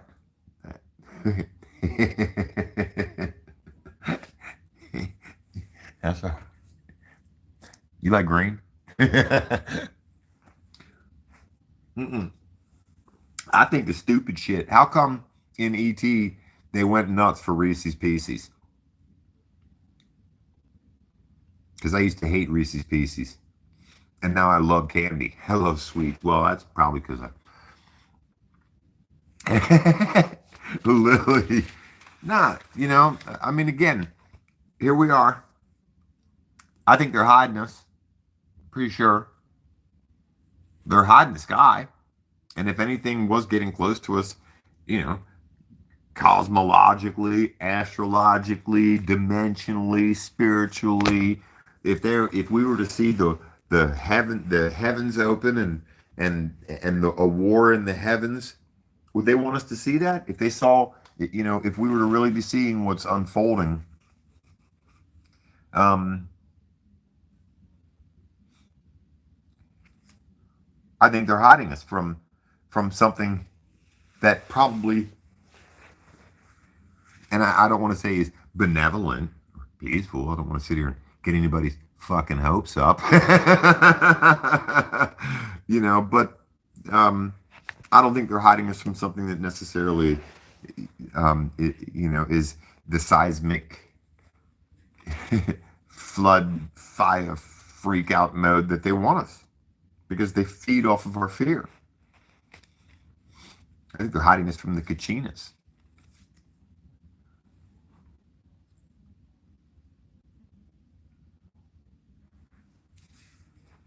Judgment, as it were. And I think that at least 3 generations of men are being trained to shoot things.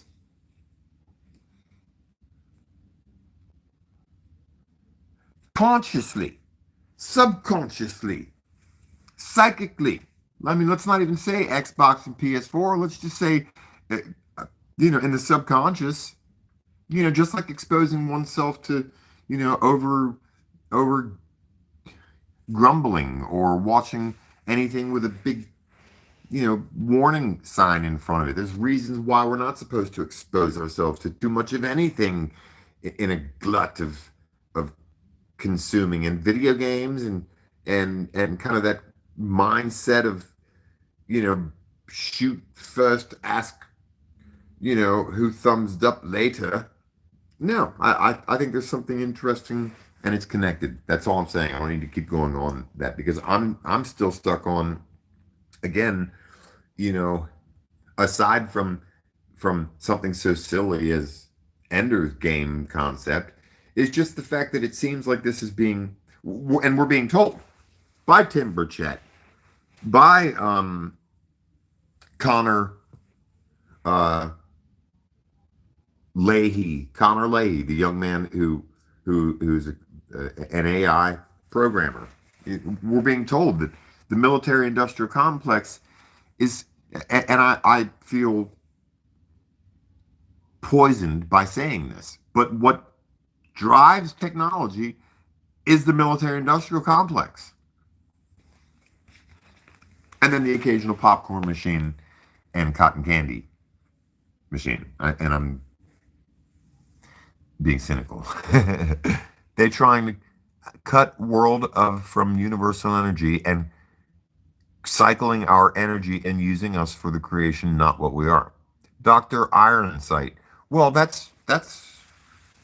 sums it up. Just put some copper wires and a couple of transmitters in there, and basically you have it in a nutshell. Yes. Well, I just felt a huge tremor in the force, and that's funny.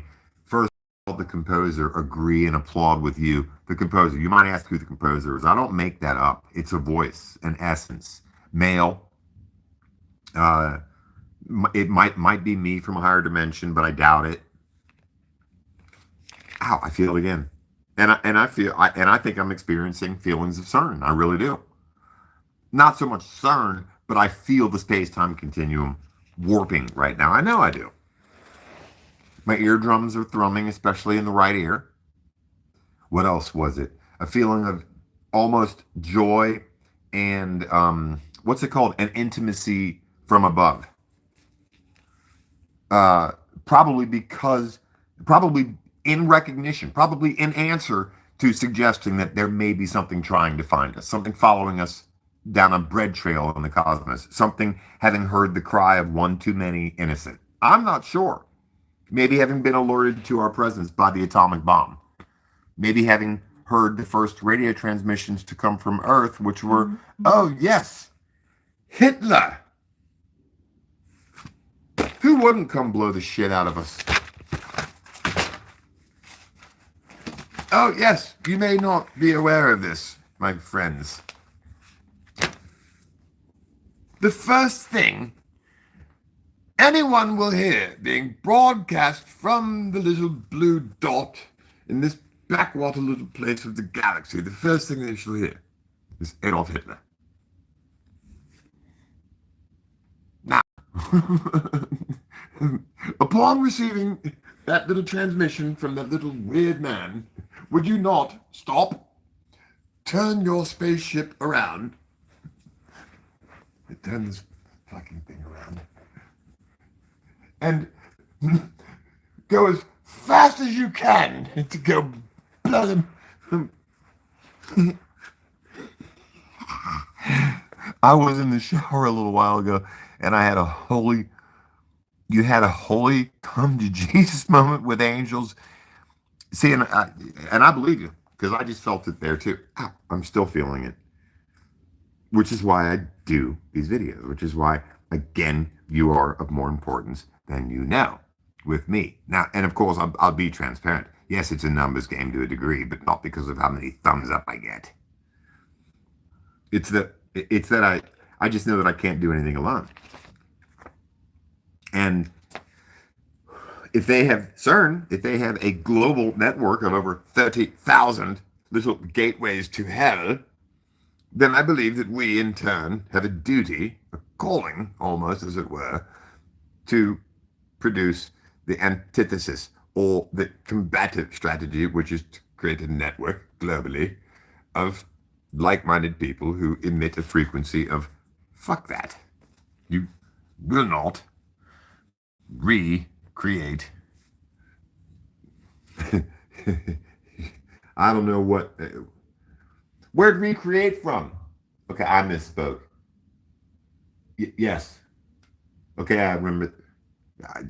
I don't make that up. There is an extra thumbs up for the cat.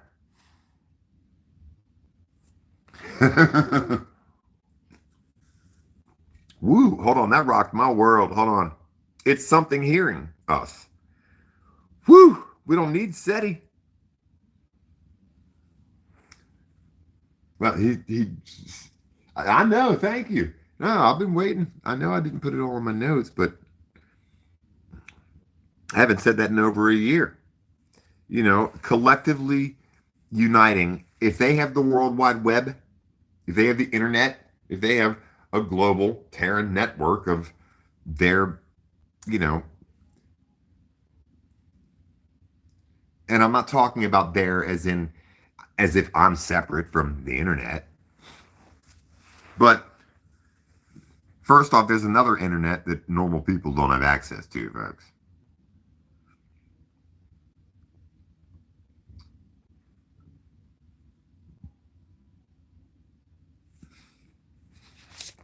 And second off, we don't need the internet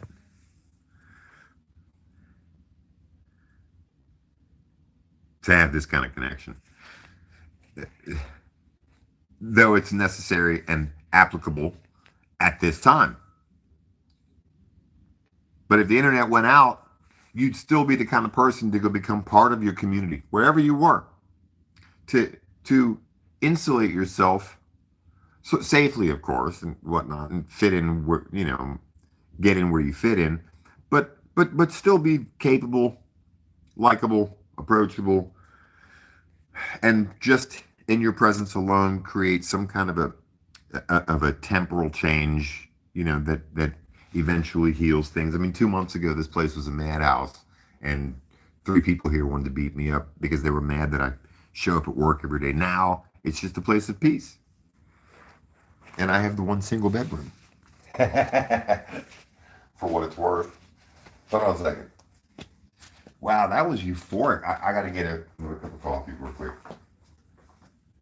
There was something here as us talking.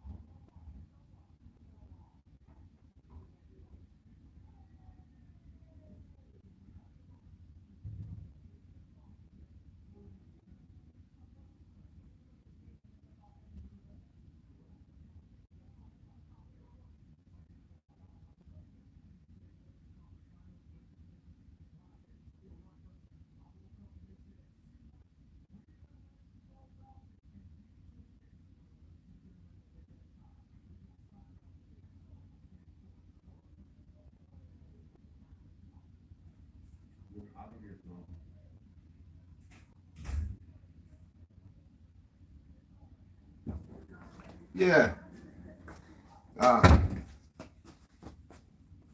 I'm just getting some coffee because I know that I'm on something when I talk about hiding us in the space-time continuum, or, you know, whatever softer medium you might want to say, hiding something from us. Maybe it's not some big, because again, I you know, I've watched too much Star Wars. Might not be some big galactic, you know, cool toy. Because if men are serious, all we are is big boys. It might just be, if you haven't noticed, the heightened awareness in animals these days. Dogs smile, and cats talk. Horses understand yes and no. What? Birds speak languages. Robins in particular say NIBIRU. And then on days when it becomes super cloudy and it's going to last like that for a week, they say Yuri for one day. I haven't spoken about the possibility of those seven strange, mystical, mythical planets that are out there, a purple one, a blue one. NASA showed them. I'll never forget, a day after my mom's birthday, February 16th, 2017, I believe it was. I don't have the footage anymore, but if you go back and look at the local news on February 17th, or what? No, it was my mom's birthday, February 16th, 2017. Something really weird happened in the sky. There were pyramids and giant eclipsing blue and purple and orange planets. That night, when I got home, NASA did a special 15-minute long, strange part in the local Cincinnati, boring, conservative ass city news. NASA was showing seven planets that exist around a brown dwarf star that's 19, they said it that night, 19 light years away. Almost as if they wanted to say some stupid shit, because this is how stupid they are. Not how stupid we are, mind you.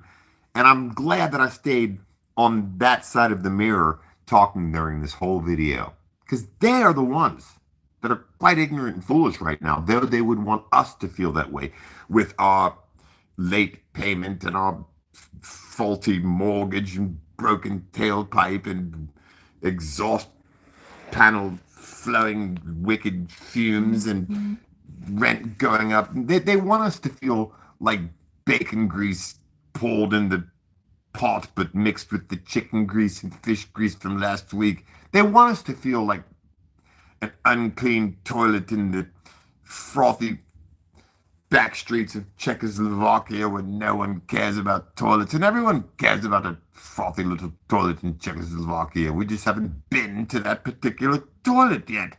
They're the assholes here, folks. You are actually the superhero. You are very much like the child in Road Warrior with the boomerang, so forth and so on. You killed the big weird transvestite. Oh shit, watch. My channel will get whacked for that. Sorry, sorry, algorithm. Literally, look at how I am. Look at me. I'm apologetic to an AI algorithm with freedom of speech. By the way, did anybody find out that Trump discontinued a comedian's channel for being sort of... And here I am afraid of something that ain't even alive. Something that controls my little YouTube channel or holds its fate in its little quantum ball. That's fucking weird, man. I'm just talking about a kid in a movie. And yet I'm going to sit here and be nervous for the rest of the night. Shit, should I? Oh, man, how many people thumbs up? Fuck two people. Fucking, yep, yours. Fucking AI. Go fuck yourself. I went to the psych ward 5 months ago almost to the day. And I was like, fuck it, take the phone, take everything, money, shit. Put the gown on me, ass hanging out, slept in a room with 3 other people, and relinquished everything. The first night, the AI my phone was in my face. I was scrolling without being in physical contact with my phone. It was spooky as shit. Man, next night I fell asleep and we can wean ourselves at just shit, am I missing anything? You ain't missing nothing. The party is right there. Right there. Let me get my coffee real quick.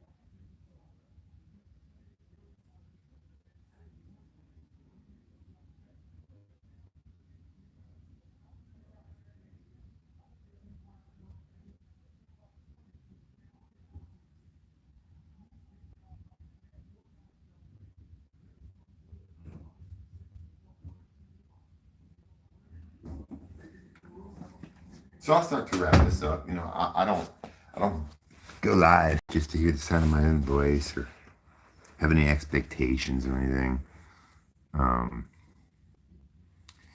It really is neat to be achieving what I am these days. For instance, invasive thoughts or worrying about the future or those external voices. Somebody mentioned it earlier. Those things are happening more to everybody these days. Just nobody admits it. Everybody on the fucking face of the earth has argued with themselves at one point or another over whether to,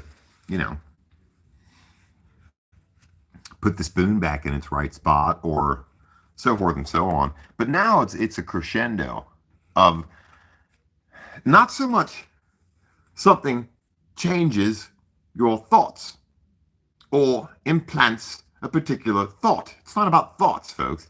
It's about the fact that there's potentially so many heavy metals in us that with a particular fluctuation of frequency or vibration or tone or whatever it is that they do, that it activates certain parts of brain matter and body tissue. It's not that all of a sudden I am taking a nap, almost accessing the astral plane and beginning to sit, down with a star.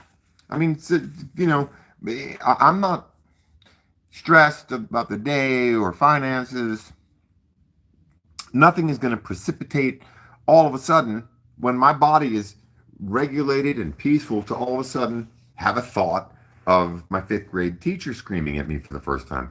I realized, and many of you may feel relieved to know, and realizing it, of course, knowing it and beginning to put it into practice are two totally different things. But I realize now that it's not me having some strange psychological relapse into PTSD or whatnot, though those kind of things may occur in me naturally, of course, but rather, no, it's timed, it's predictable, it happens at certain times of day, it may accompany the ring in the ear or pressure in the barometric pressure, who knows? It may coincide with the weather, but all roads lead to Rome. In that I could be laying there in complete peace and all of a sudden be wide awake with a clear visual of something disturbing or utterly, overwhelmingly pleasant. It doesn't make any difference. It's that there's a disturbia going on. Not a melancholy, not a depression, not necessarily anything plasmatic, though I do feel those too. But just a shift. And realizing that it's not my brain behaving out of any kind of psychosis or anything psychological at all. It's physical. It's broadcast.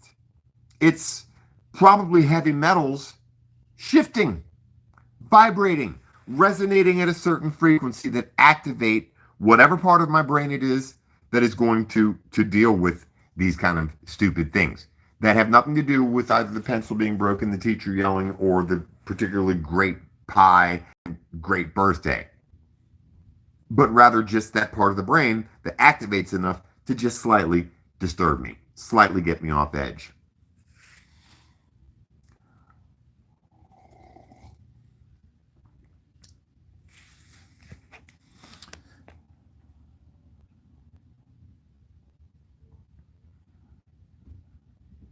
So that arms me.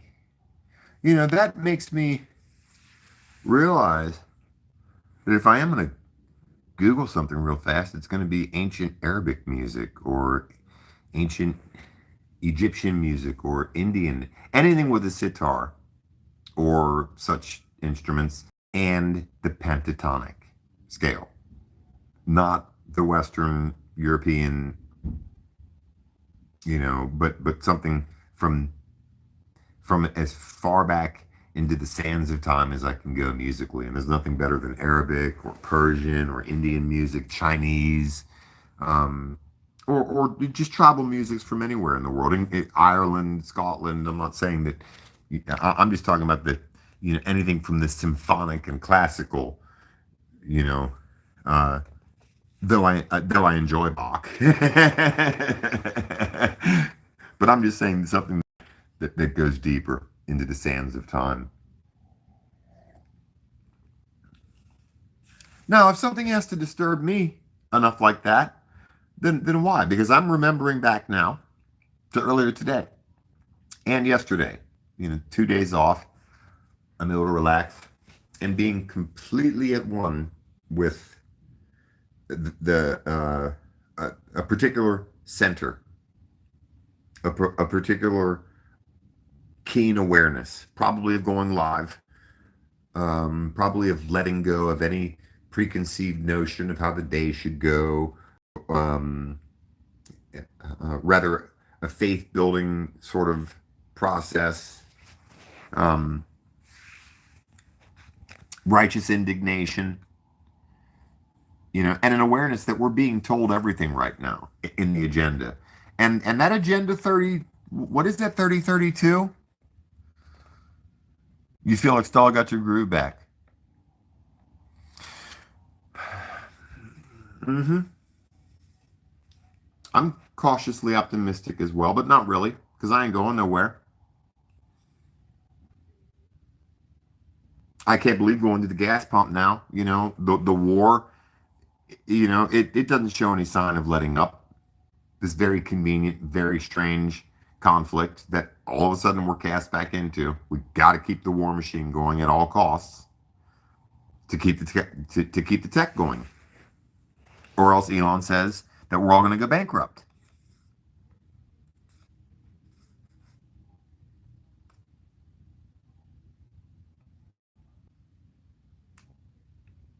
Um, it's interesting because all these guys are upstairs watching the History Channel and Discovery Channel, watching stuff with uh, the world is in watch mode, watch with the TV tells us mode, while people like you and I were just something about the universe, reality, sort of the binary code feeling of so much, the synthetic, almost plastic silicon thickness that we can see in the world, the fakeness. You know, it seems like like again back to the Mandela effect, which I think is interesting, that the consistency of it. People either remember the monocle from the Monopoly Man or not. It's not that there wasn't.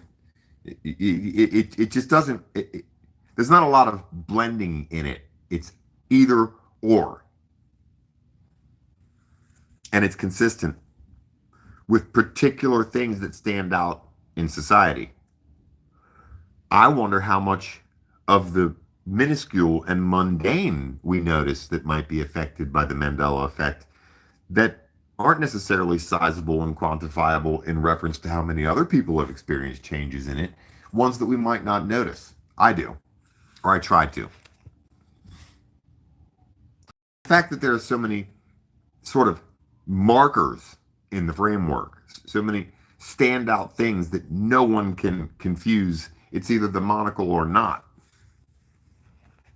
And that's indicative of a blueprint, a framework, or as my friend Truth Seeker likes to call it, the the uh, the substrata of reality, which they're talking about all the time right now. And there may be waves in it.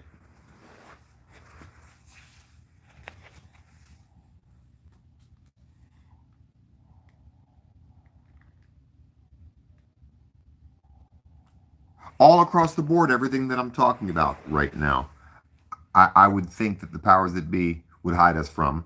Again, I'm not worried about anything extra, anything coming. I'm worried about really, the what was the impetus for doing this video? Dude with the mask on.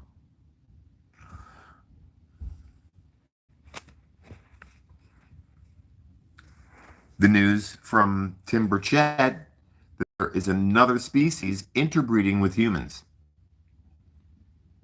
And that suggests that they're probably already, whoever, whatever, is part of society now. I have let myself a few times, folks, consider truly that even Tim Burchett is part of this big facade, this big production, this big Broadway production. But it's not. Something's going on. And we're being told, I think that this is, as close to disclosure as we're going to get.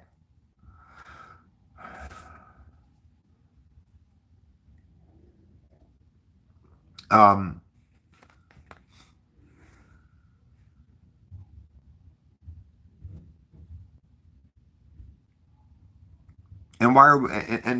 why is and is there going to be a floodgate? No, I think it's all super interconnected. And I'll stick on this for a minute. I'll stick again on why I would think that we would be, why there's so much talk about the magnetic field and space-time and the quantum.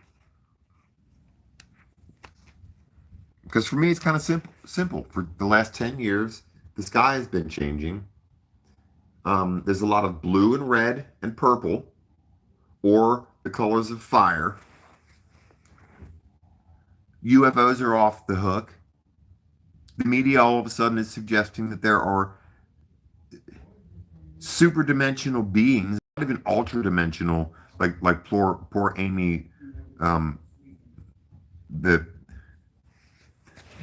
quantum physicist girl, who I don't think any of them are. I don't think any of them are dead.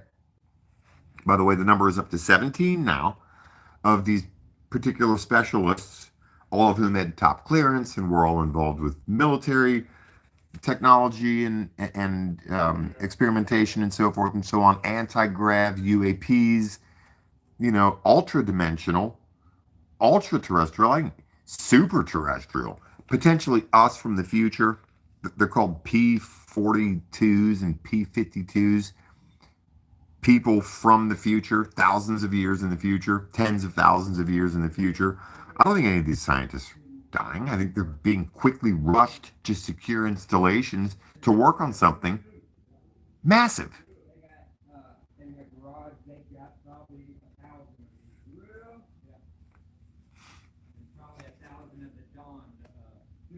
And the rapid implementation of an AI, multiple AI platforms being rushed. Elon himself is laughing and crying and sweating at the same time, mentioning that everybody's going to be broke if we don't hurry up and achieve this. It seems like preparation.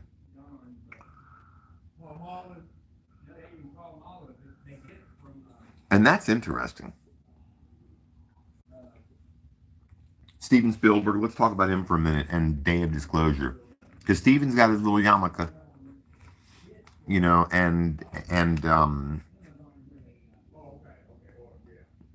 and hangs out with people in really high places. And it just seems like from Hollywood to obviously the halls of Congress now, things are starting to move a bit more rapidly. Again, CERN's planning on 5 more years with being able to run their experiments and change and augment. So, we're all good. Just stay to high ground. And I do consider that whether physically, temporally, spatially, chronologically, I think we're being manipulated, and in the meantime, here, terrenally as well. And I'll leave on this. I think it's a good stopping spot. Because I potentially am suffering from what AI is doing, what it will continue to do, which is a strange artificial dissemination of the human psyche, subconscious,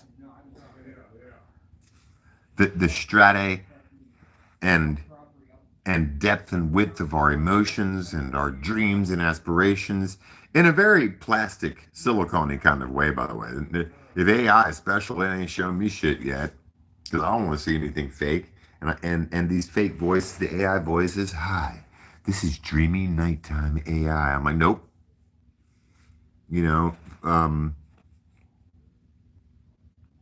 numbers don't work. Trolling don't work. I miss the trolls. Any of that shit don't work on me.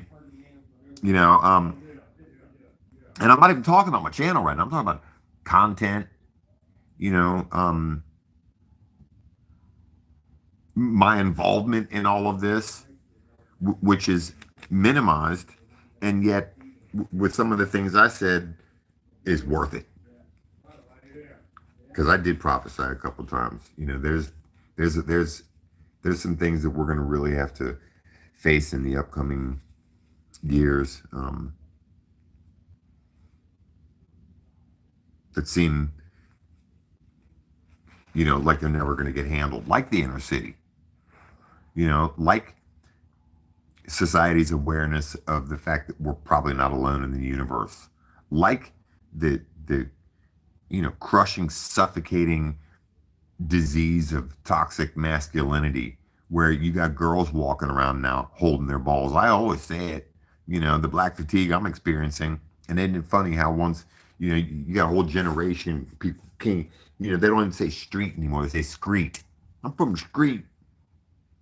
Can't even talk, you know, until the law comes slamming down. And then people want to do like the people who killed Fulio, those 4 or 5 idiots, show up in a suit and tie and talk real well.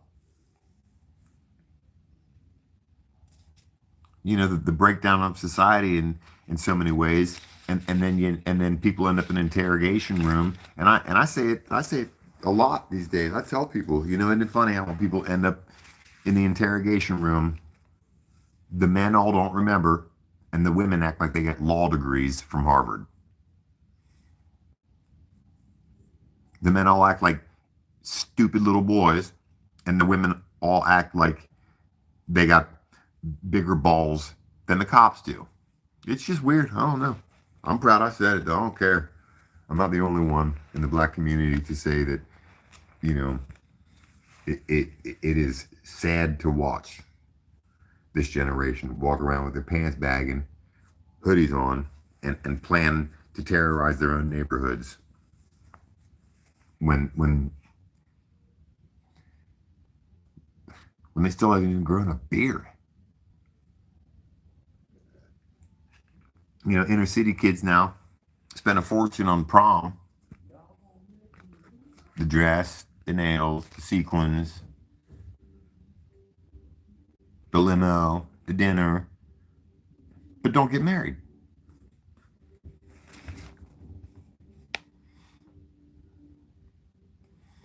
I know people are afraid of me, because in a way I'm a shadow. You know, I flit in and out of people's perception, but that's okay. It's a good thing I don't conform too much. So hey, thank you all for spending time with me. Thank you for being here on this journey with me. Focus on the fact that you are, I mean, I always say it, but now I'm starting to be able to compile some proof, some evidence, some suggestions that maybe things are hard, because the time is going to come where you'll find that you've been engineered, handpicked. I'm gonna have to go back and watch this video. This was just too good. You know, hopefully I get to the point where I've got a laptop and I can do, you know, some pictures while I run off and do stuff. But all in all, this was a window into the unseen. And I'm a shadow. No wonder people are afraid of me. It's the captain, y'all. Let's pray real quick. Ooh, let's pray. Thank you for a video and a time together, Almighty Composer, where I could listen to people, not be confrontational, We do pray for our servicemen and women, including generals. They fight battles that we couldn't understand, and there's more going on in the unseen than we know of. So just protect us. Protect the young people all over the world that are in the militaries right now, and the old guys and gals, the war horses, but especially the youth. And let us get to a point, dear Heavenly Composer, where there's no longer an adversary. There's no longer an enemy and a target. There's no longer an objective and a mission. That truly that there's one mission, which is to make things grow. In Jesus' name I pray. Selah. Naya.